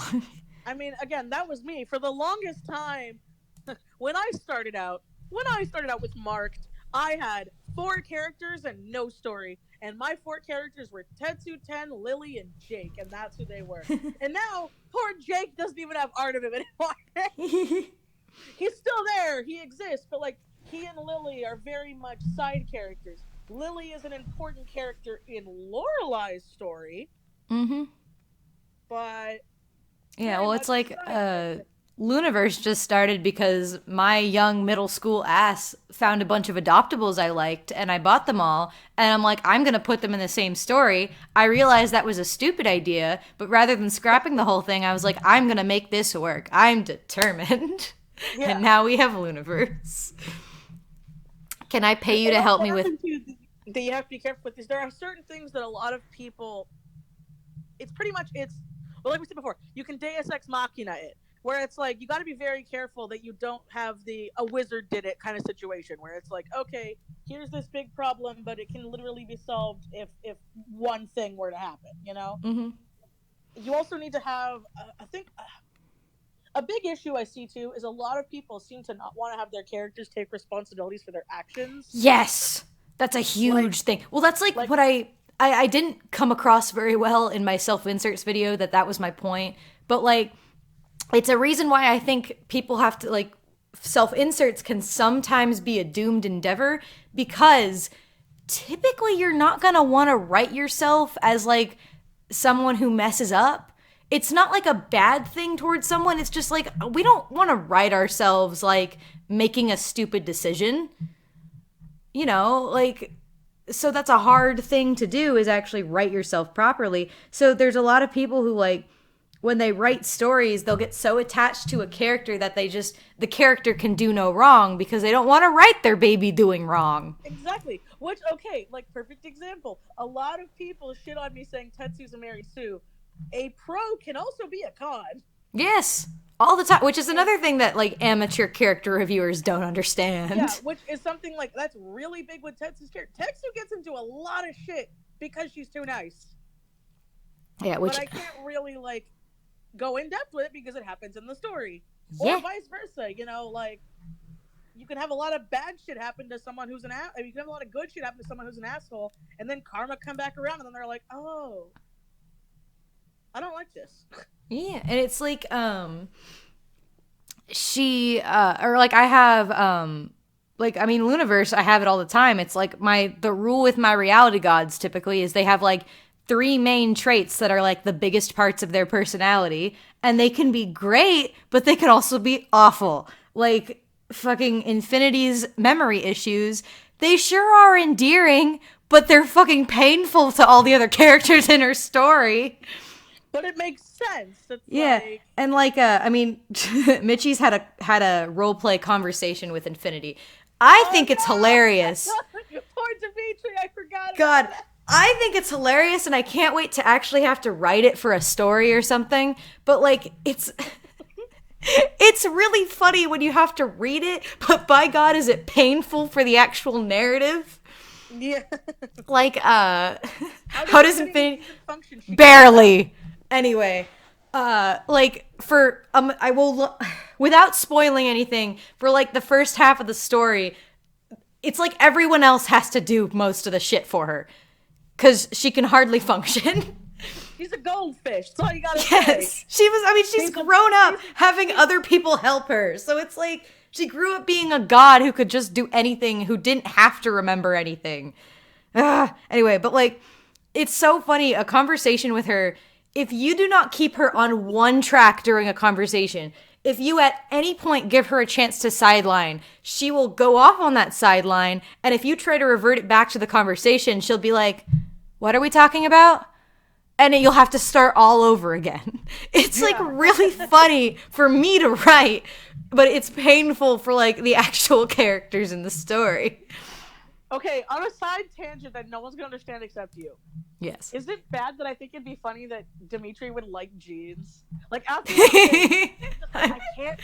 The world's not ready for this, but I just kind of like how they feel. I love it. Oh goodness, it's beautiful. Because so you guys don't know, there was a point in Crackland where Gabe got so scared to look for somebody, he ended up taking them to Luniverse for literally a hot Well, okay, second. what's funny is that we intended to do that because we wanted Vanessa and Siren to have a conversation, and that never happened. I know, which is sad. We got so sidetracked. Well, I loved that. I felt bad that poor Gabe saw a plane and fainted. Like, I know, he freaked out. I literally bust up laughing. He's just fucking like, I can't deal with this. Bye. Oh, God. Okay, on Luniverse as a subject, how are you today? Also, who are the hands touching infinity in your speed paint awakening? Told you. It's funny because in that speed paint, his reference was on screen, so it's not solar. No one can say it's solar because that's not his reference. It's eternity. Not even the same skin color. I know. Everyone's saying it's the same skin color, and I'm like, how? They're like 3 shades on a different level. Anyway, but like, there's, yeah, that's Eternity who's holding her head, and I swear to God, it actually is not with malicious intent. I just can't explain why because it's spoilers. God, it's a sad. We can say it's a sad. It's a sad. It's a sad that does good things, but it's a sad. Yeah. Anyway, does Infinity function even worse than Crackland? She was there for literally a hot second and then traumatized Dimitri without meaning to. Yeah, just a little bit. Because, like, okay, so... Well, because they tried to have a conversation with her. They gave up because it was not working. Yeah. And they tried to fuse, and then just Dimitri unfused, like, sobbing. Because, well, he was out of it. Like, they were like, what happened? Because it was so fast, and Infinity was just like, what happened? Yeah, just like what is so funny is they didn't even, like, really make a... Oh, no, who's the crying man in our house? Yeah.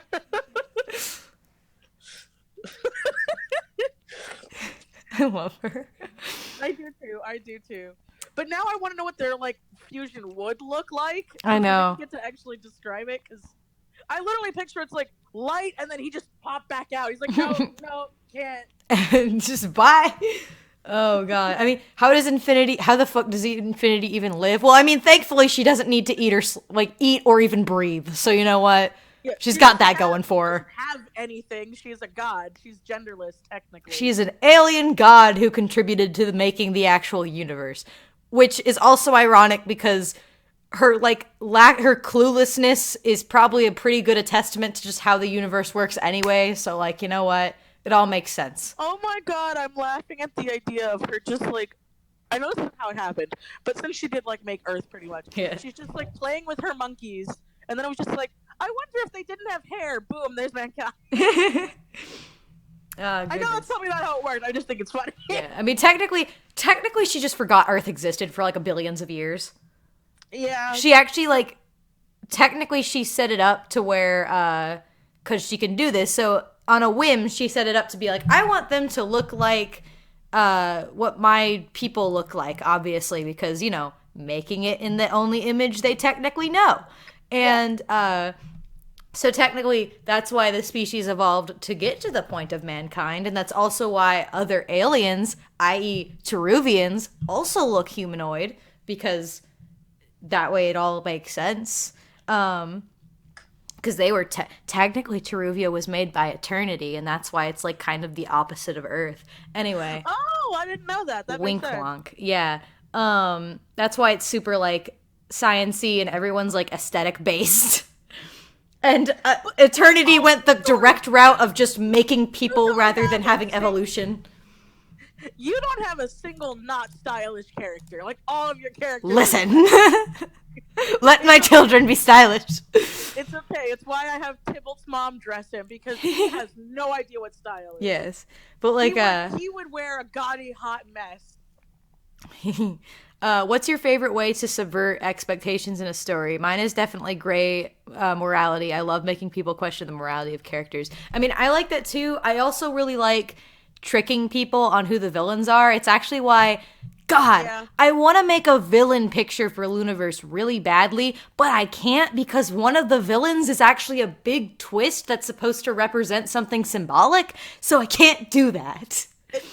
Exactly, and I have the same thing where I like people feeling like they're rooting for the good guy, and then it ends up being they're rooting for the bad guy the whole time. Yeah, like, I love that shit. So that's probably my favorite way to subvert expectations is just make you root for the bad guy and then be like, ha, ha, Yes, poi poi. Infinity is God. ha. Yes. In Luniverse canon, Infinity is God. That's the secret. Is it Vanessa's new girlfriend? No, it is not. No. From what I know, she is literally like an innocent side character. Alexandra is far too clueless to be a villain. Alexandra's trying her best. How is she gonna feel when Vanessa does tell her she's a witch, though? Or Vanessa's not gonna tell her? Because I feel like eventually she's gonna have to find I'm trying out. to I guess this wouldn't be a spoiler. How I imagine that actual reveal happening would be that, like, at some point, honestly, the way I picture it is that it comes very in tandem with the whole Liliana subplot, because that's a big thing. And I still can't believe that I found Liliana's theme song. Anyway, You found Liliana's what? theme song. Oh, which one? The in Unhealthy Obsession. Oh, right, yeah. Like, I know it has a male part, but in my mind, I just picture Azalin singing that part for her. So, like, it's still her doing the shit. It's just Azalin singing. And it's like... It's not. I guess it's not a spoiler to say that, Liliana is grossly obsessed with Vanessa. Yes! Grossly. Anyway, but yeah, so like, I imagine it was happening there. So I'd imagine at some point it's like Vanessa protecting her and she has to do crazy magic shit. And that's when everything's revealed and you're like, oh shit. Mm-hmm. But yes. Yeah, that would make sense. Question. Got any advice on writing characters who are older than you, have a lot more experience? Research. Yes. Always research. You can have not a lot of life experience and do a lot of research on it. Mm-hmm. I mean, it's you don't have to be a thing to write about it if you do the proper research. Mm-hmm. Because if that was the case, we wouldn't have any fantasy or sci-fi stories because technically they don't exist. Yeah.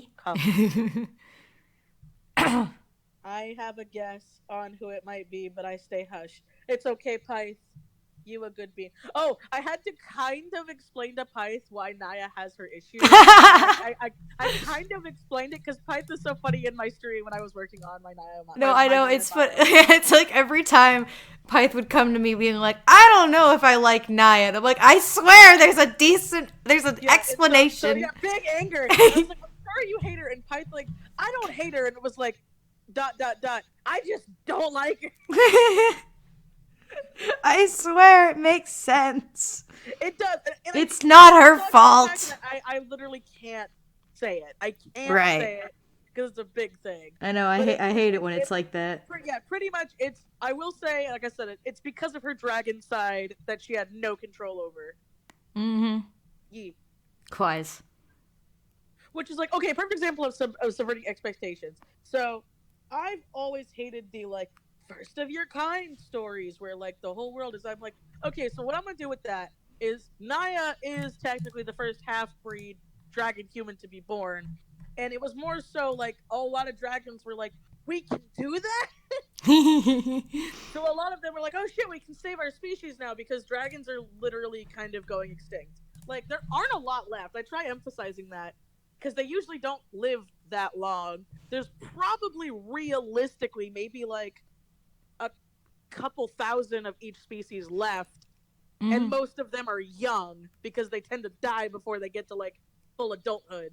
So, and people hear a couple thousand and they think that's a lot. In the grand scheme of the world, it's not a lot. Yeah, well, I mean, a couple thousand in real life for like animal species is endangered, like critically endangered. Oh yeah, so that's why Ryu's kind of the first one to step up to the plate and is like, oh, we can do this. Oh, Ryu. I'm gonna do it. I am the foxy grandpa. That's the best edit I've ever done. Anyway. It's so true, but and so a lot of people are learning about them, but now more and more are popping up. Like, perfect example, in Crackland, there's a couple of half-dragons that are just roaming around, having jobs and lives that aren't related to Naya or their family. Goodness. Like, you can do stuff like that, because I've seen a lot of stories where they're like, oh, it's the first of their kind. Kill it! And, and I'm kind of like, okay, I mean that makes sense, but why would the whole world want to kill it? Like that don't make sense. Yeah. I have a funny question based on something someone said in response to a picture of Luna smiling. Would Vanessa have a gay panic the first time she sees Luna smile? She's so cute. Does she have a No, panic? she would not, for a specific reason that is a bit of a spoiler. Uh, let's just say that in a weird way, Vanessa views Luna as family.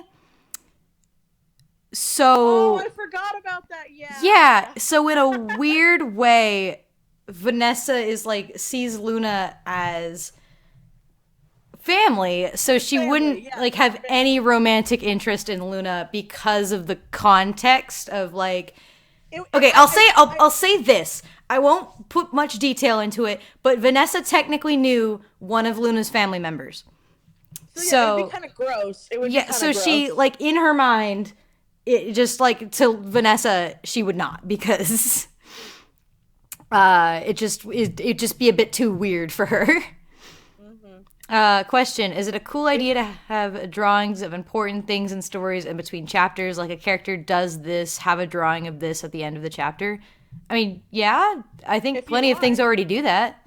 yeah, go ahead. How do you feel about a protagonist forgiving a villain that shouldn't be forgiven? I mean, depends on the context. Yeah, especially if it makes sense. I Because mean, I you see have it an a lot. example of how this doesn't work. Haha. Like, uh, An example of how this doesn't work is say you have a character that you introduce specifically for one chapter of your story. Hypothetically, of course. This wouldn't happen in an actual game that you pay $10 for. What? Um, well, but you gotta remember, it's more if you bought the cartridge version. apparently. Anyway, so say you have a character that is introduced in one chapter. So you as a player do not have any attachment to this character, right? And you play through the entire level, and you even kind of know from the start that they are the villain of this chapter, that they're the one who actually did it and all that stuff. And let's also say that this character is like chief inspector of the police department. And let's say the whole thing is that you're being framed for murder. And then you find out at the end that it was actually him, and he was he found this scene where someone died on accident, and he staged it to look like a murder, blamed it on you, not because he specifically didn't like you, but because he wanted to get rid of his rival's advantage because his rival was using you to solve cases. Now let's say that you do that and you think, "Oh, so you're a shitty guy whom I don't know except for this chapter alone, and you've only been an asshole to me, and you've tampered with evidence. You've done something petty. You tried to throw an innocent woman in jail just because you wanted to spite your rival, who wasn't even the woman, that you're trying to frame." But then the story goes, "Oh, but those bruises on her chest, those were from you trying to resuscitate her. You're still a good guy. So you're not going to get any actual repercussions because you're still a good guy because you tried to save the woman before staging her accident as a murder and trying to frame the innocent woman next door." Oh, Jesus Christ. It's kind of like, okay, That's the wrong way to redeem a character. this isn't funny, but this is a real life thing that happened.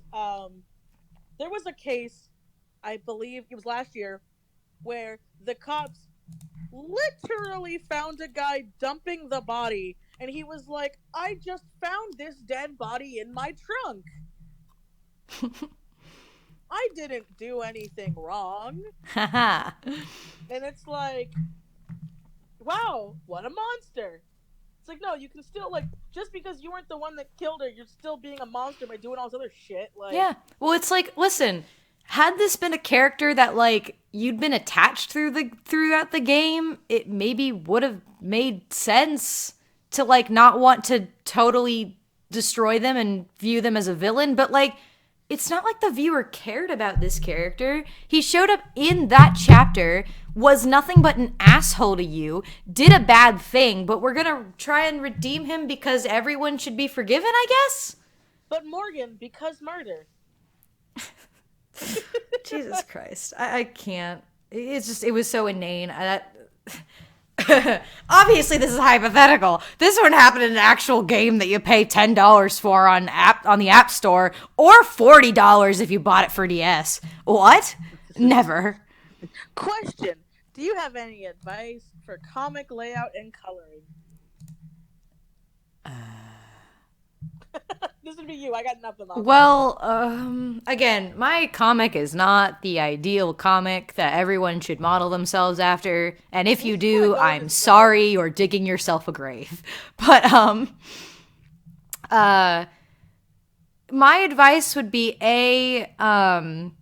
make sure depending on what comic you're doing, try to, like, if you're doing an actual, like, graphic novel type comic, not like a one strip kind of cartoony comic that some people do, but if you're trying to do like an actual serious like graphic novel comic, then make sure that your panels are not all exactly the same all the time, because it gets what we're talking about before. It gets like really, really boring. So make sure, just like when you do your comic layout, just make sure you put your boxes in frames. Just try and change it. Like, here's the key: if both your layouts, just the boxes alone, look pretty much like the formatting looks the same on 2 pages consecutively, then you need to change something up. Also, I would also say, don't always have characters talking back and forth when you do it. Make sure you change the angles of things and all that stuff to keep it interesting. And for coloring, I would just tell you, make sure you do something that you're not going to get really tired of. Yeah, like, do something you can do efficiently but still looks nice. That's why most comics are black and white. It's easier and more effective to get stuff done. Yeah, and so just make sure that you don't, like, because, I mean, painterly comics do look nice, yes, but if you can't keep that consistent and keep doing that throughout the whole comic, it's not worth your time. Yeah. What about a story where an alien virus lands in a small town in the U.S. and it can mutate living beings and objects into monsters? Sure. I mean, if done right. Yeah, sure. I feel bad, but honestly, guys, if you throw out any like stories, ideas for us, chances are most of our responses are gonna probably be yeah, sure. Yeah, because again, stuff is suggested. Like, I don't like sci-fi. I really don't. I can enjoy sci-fi movies, but I hate sci-fi books. I'm very much a high fantasy person, but just because I'm a high fantasy person doesn't mean that everyone's a high fantasy person. Yeah, so I mean, it's... I'll just warn you. I mean, that's fine if you want to put them there, but we're probably not going to give you very insightful advice on your story pitch. Yeah. Let's see.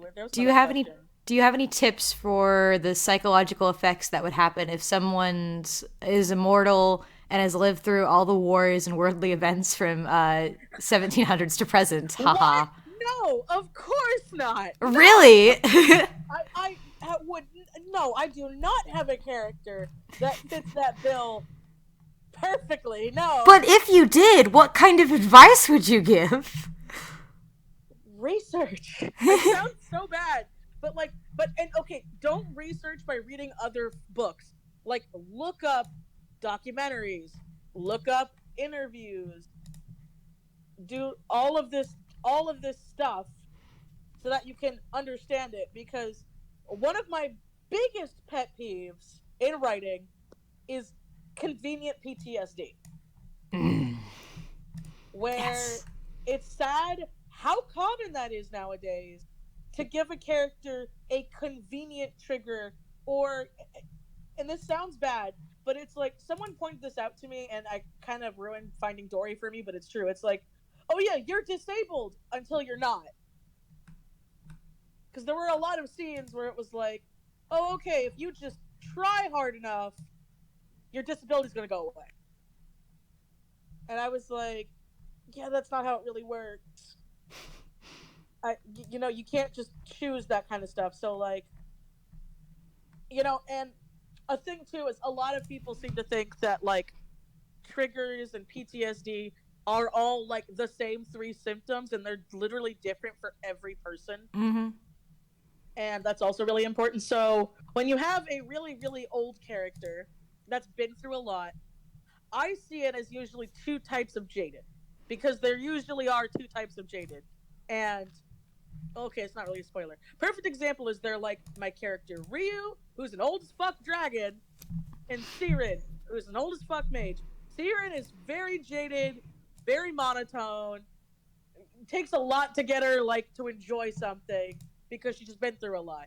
And then there's Ryu, who's just like, I'm just trying to live my best life because I've been through a lot of shit, and I don't want to talk about my issues and the genocide of my people.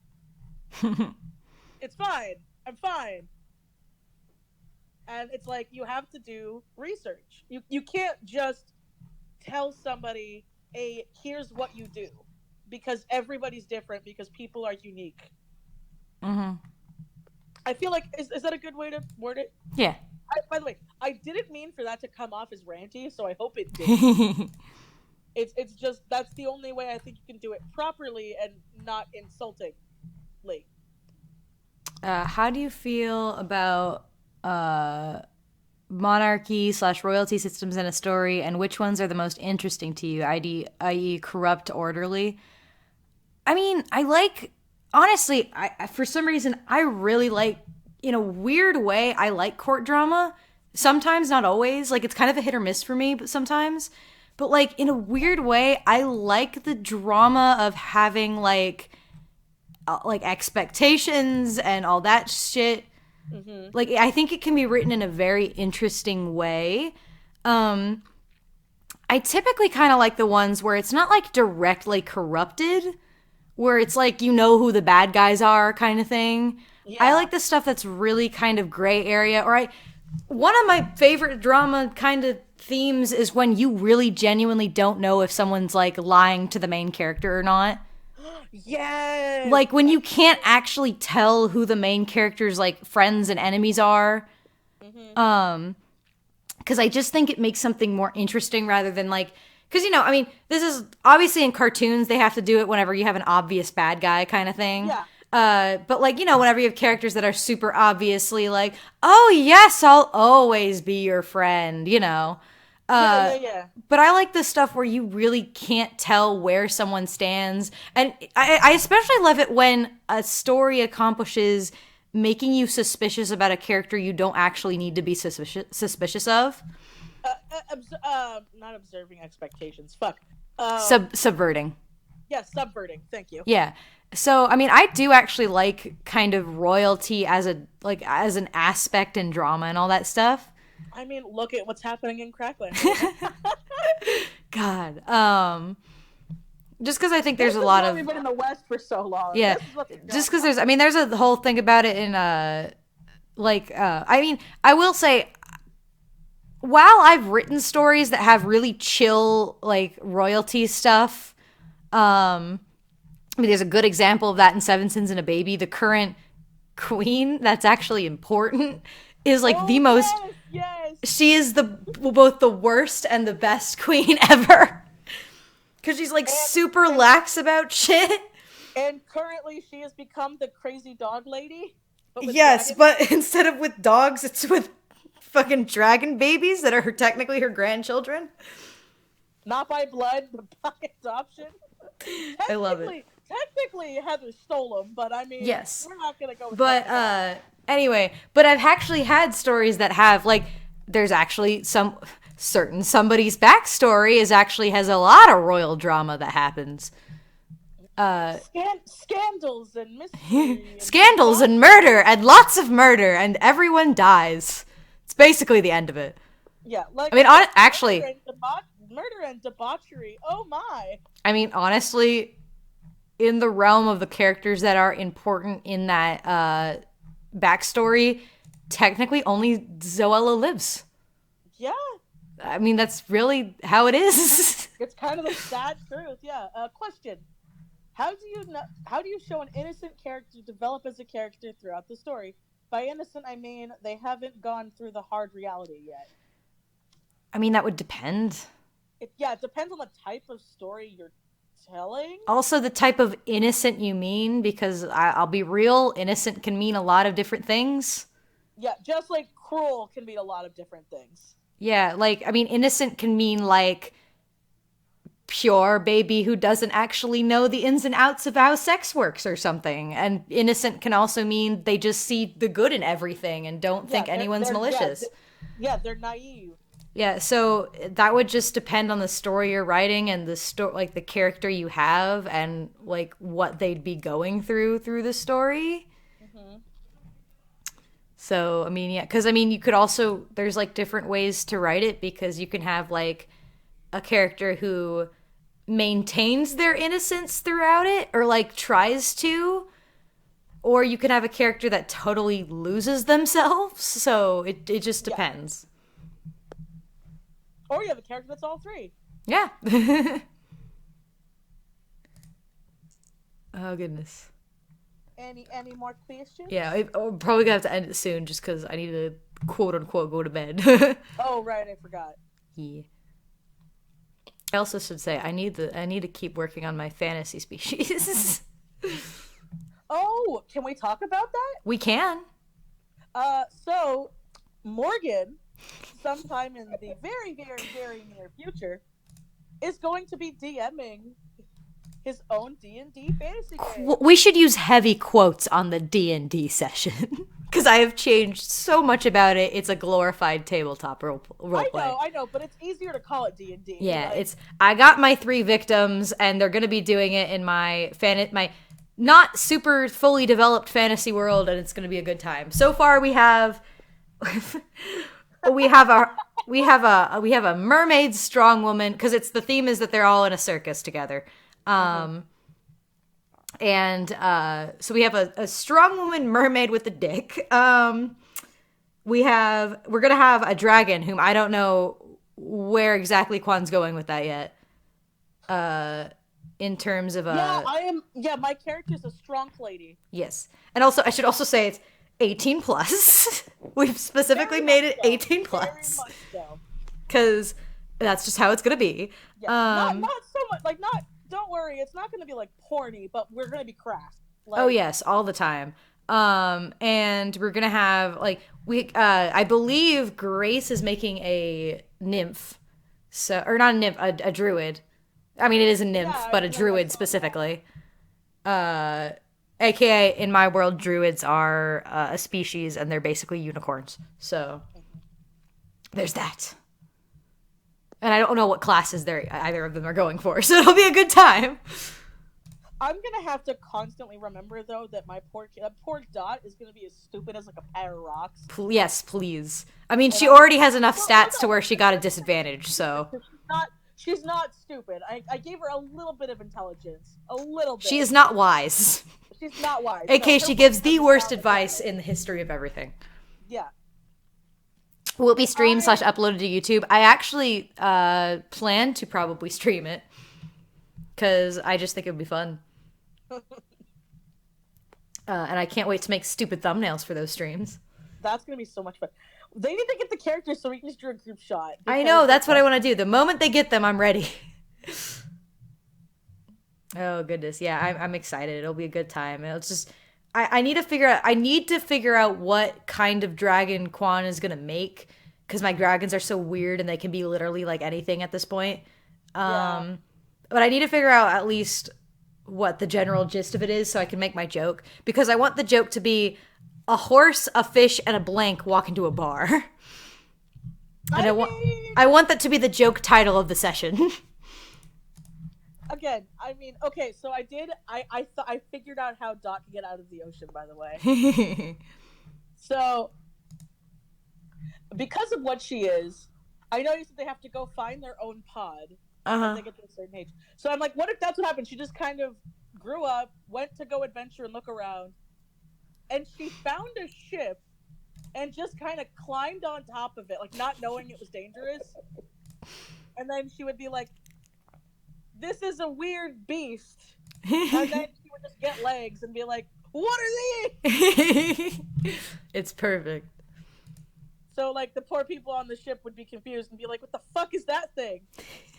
And then that would be how she eventually, and then she'd be like, and that's how I got on dry land. Oh, goodness. Oh, Dot. I love her. I love it though because I've decided. So her name is Dot.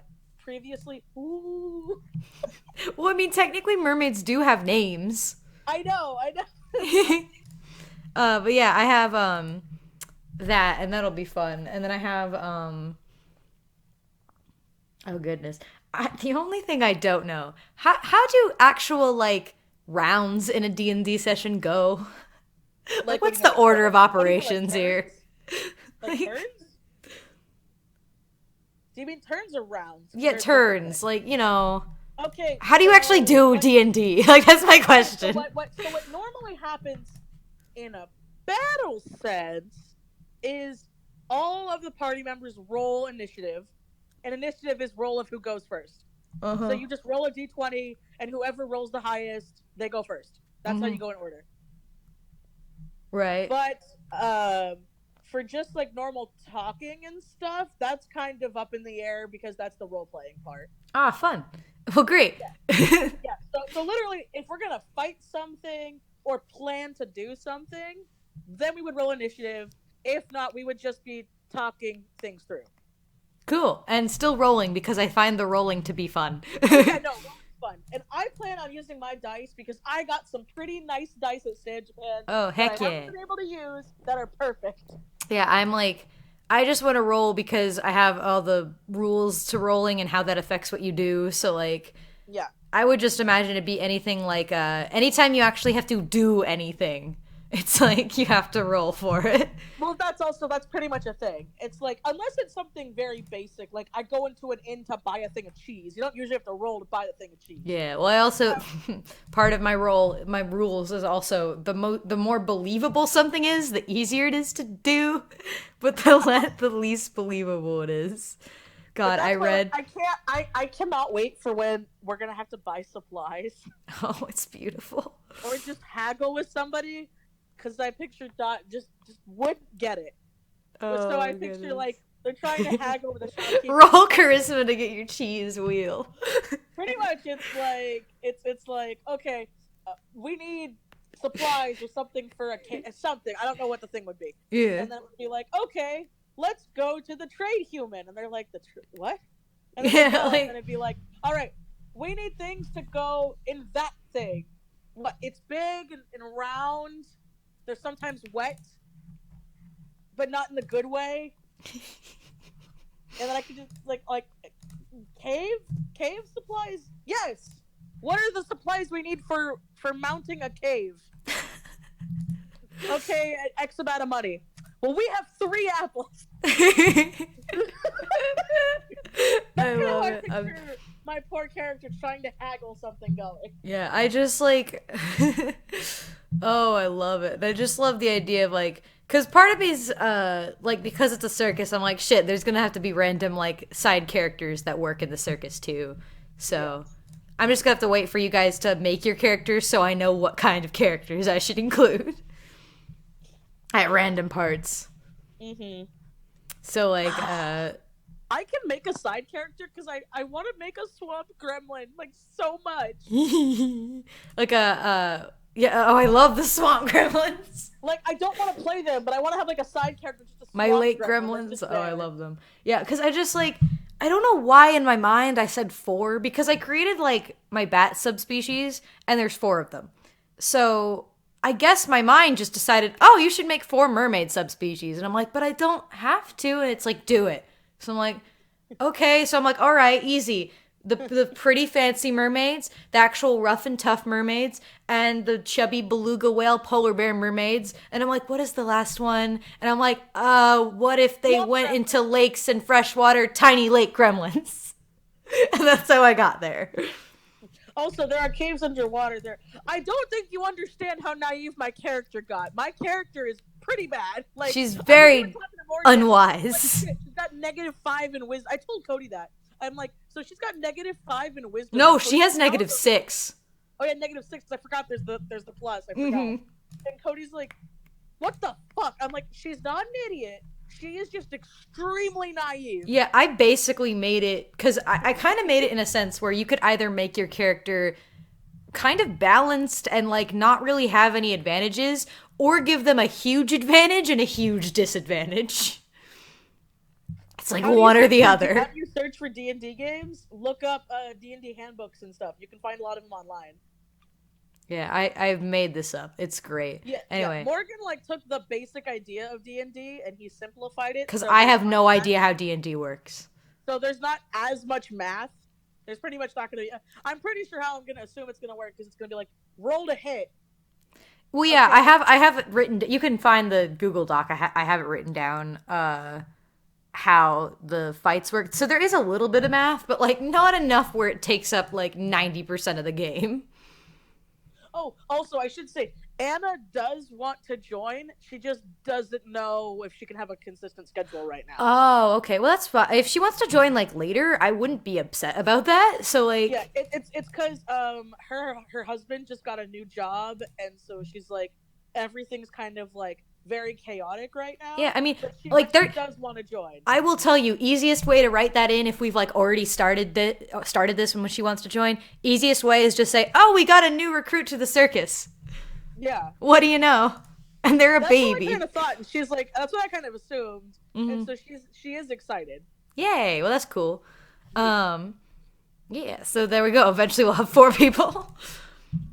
Oh goodness, I'm so excited though to actually just start it because I think it's just gonna be such a stupid time. But yeah, I'm excited, and I have so much like stupid shit in my world too because now I've actually, oh dear, it's her husband called. Okay, sorry. I'm on mobile because normal Discord for some reason hates me right now. Yeah. And when you're on mobile, if you get a phone call, it automatically stops your call. Yeah. Right. But like, yeah, so I have, because I actually recently fleshed out all of my demigods turned monsters that I have right now. I might add more in the future. I might not. I don't know. I have my dragons. I have like the 4 big old dragons. No, my demigods. Oh, your demigods. Oh, sorry. Yes, my demigods. You have the 4 big main dragons. You have, I made basically a manticore. Wait, did you really? Yeah, there's one has a manticore, and they're real salty about it. I have Medusa. They're not called Medusa, but they're Medusa. That is what she is. That's me. That's me. It's like, it's like I have this species. It's not called a thing, but it's pretty much this thing. It is a Gorgon. It is Medusa. And I have a Pegasus who's like the only one that can actually was given the gift to be able to travel wherever they want. So there's that. And then I have technically a Griffin, but her whole thing was that she actually her goddess parent was able to actually hide her existence from the other gods for a while. So in that time, she actually had some kids. So she got turned into a griffin. So did her kids. So now it's just the few amount of griffins who live on an island somewhere in the middle of the ocean. And they all just chill together and hang out. So there's that. And I have now for some reason mentally decided that like every species represents a specific animal in some way. Or at least a certain genre of animal. Like humans technically are symbolically related to lions and other big cats. That sounds so cute. And then elves are symbolically related to wolves and other like wild dogs. I like and then I think the only, because a lot of them are really obvious, like the fact that harpies are just birds. Yeah. And whatever. So I was trying to think of like what it could be for others, and I realized, okay, my nymphs are related to like different things because we got basically like horses, goats, and like insects. And then I'm like, I have fish and frogs, I have birds. I'm like, what could my trolls represent? And I'm like, you know what? Y'all just represent lizards. That's what you represent. So now my orcs, my imps, and my goblins represent different kinds of lizards. And I'm like, there we go. So that way if I ever have any future demigods I want to make, I can just go with that sort of thing to come up with what kind of species they create. So yeah, there's that. I just have way too much fun with this shit. So, we don't have a set date yet because we're waiting on making characters and schedules. So Yeah. Don't be like, when is it? But it is going to be, I would say semi soon. Probably, just depending on Grace and Quan schedules. So, Yeah. yeah. Because I'm self employed, so as long as I know in advance, I can make time for Yeah. it. And I have school, but that's about it. So, but yeah, I'm super excited about it. And I should warn you guys, it is not going to be like anything like normal D&D ever. Like if you're someone who is a fan of traditional D&D, you will be disappointed. or of stuff like Critical Role or what's the other one? Adventure Zone. I think that's a D&D game. Yeah. Because they go off of like classic D&D stuff. This is just four friends dicking around having a fun time. Indeed, that's exactly what it is. I mean, that's why like Kwan was thinking, because I asked her if she knew anybody who she wanted to invite along, and she was thinking like, God, all of the other people I can think of, they're either too young or they are like, as she puts it, they're either fetuses or they like traditional D&D. Yeah, and that's like a lot of my friends. They're like, wait, but I want a D&D, like normal D&D, where, if you want to use a potion, you have to roll 4 dices, add a modifier, and then subtract something. And I'm just like, can you just roll a dice? I'm like, the person who's like, nah. Well, because that's always, but like the reason I set up this one as I did, it's because I've actually been invited along to multiple D&D sessions. I can never get past the character creation stage. It takes so long. Because yeah, it takes so long, and then schedules don't line up, and then you get really out of it, and you're just like, ugh. So I wanted to create something that was a lot more straight and to the point. Exactly, and that's also why with D&D, you need to have like some form of consistency. That was one of the big reasons why all of my groups fell apart. Was because like, one, my groups were almost always too many people. That's another thing is, it sounds bad, but it's like when you have a decent amount of friends, they all kind of want to be in on it. But honestly, you shouldn't go past 4 people and a DM. That should be kind of the max. Yeah. Maybe 5 if everybody is like knows what you're doing. But yeah, I was in a D&D group of 10 people before, and it would be like 8-hour sessions where we would literally barely get anything done. And don't have time for that. I need to be that person. Yeah. And then like my friend who's had a D&D going for, my one friend, he had a D&D session going for 6 years. 4 people. 4 people were in it. And they did have to change for schedules, like life is, but they stayed consistent. Yeah, and I mean, part of it too, like me personally, I always thought, like, again, because I had the plan that if it ended up being where it's like, it was just you and Quan, I was ready to let you both make 2 characters. Yeah. Just so we could have more characters, but not have to have a crazy amount of people. So it's like, I'm excited. And yes, for anybody who just joined or whatever and want to know if I'm going to stream it, I'm probably going to stream it. Just for fun. We just don't know when yet. Yes. It'll be a good time, though. Yeet. Yeah, and Big yeet. Yee. And I'm so ready. The moment I get all these references, I am making me a group picture. And I'm going to make the first group picture super serious and super pretty. And then every following picture, anything but serious. Because that's probably what this session is going to be. I'm not going to lie. I'm like half tempted to get a D&D sketchbook. Like the cool YouTube. Hey. Because I really like Dot. I really like her. Like, even though I just made her, I'm like, shit, you stupid fat gremlin. I already like I know, I love her. Hey, it's not fat, it's called blubber. Exactly. Oh, I should emphasize, though, one thing I do think is funny about Morgan's Mermaids,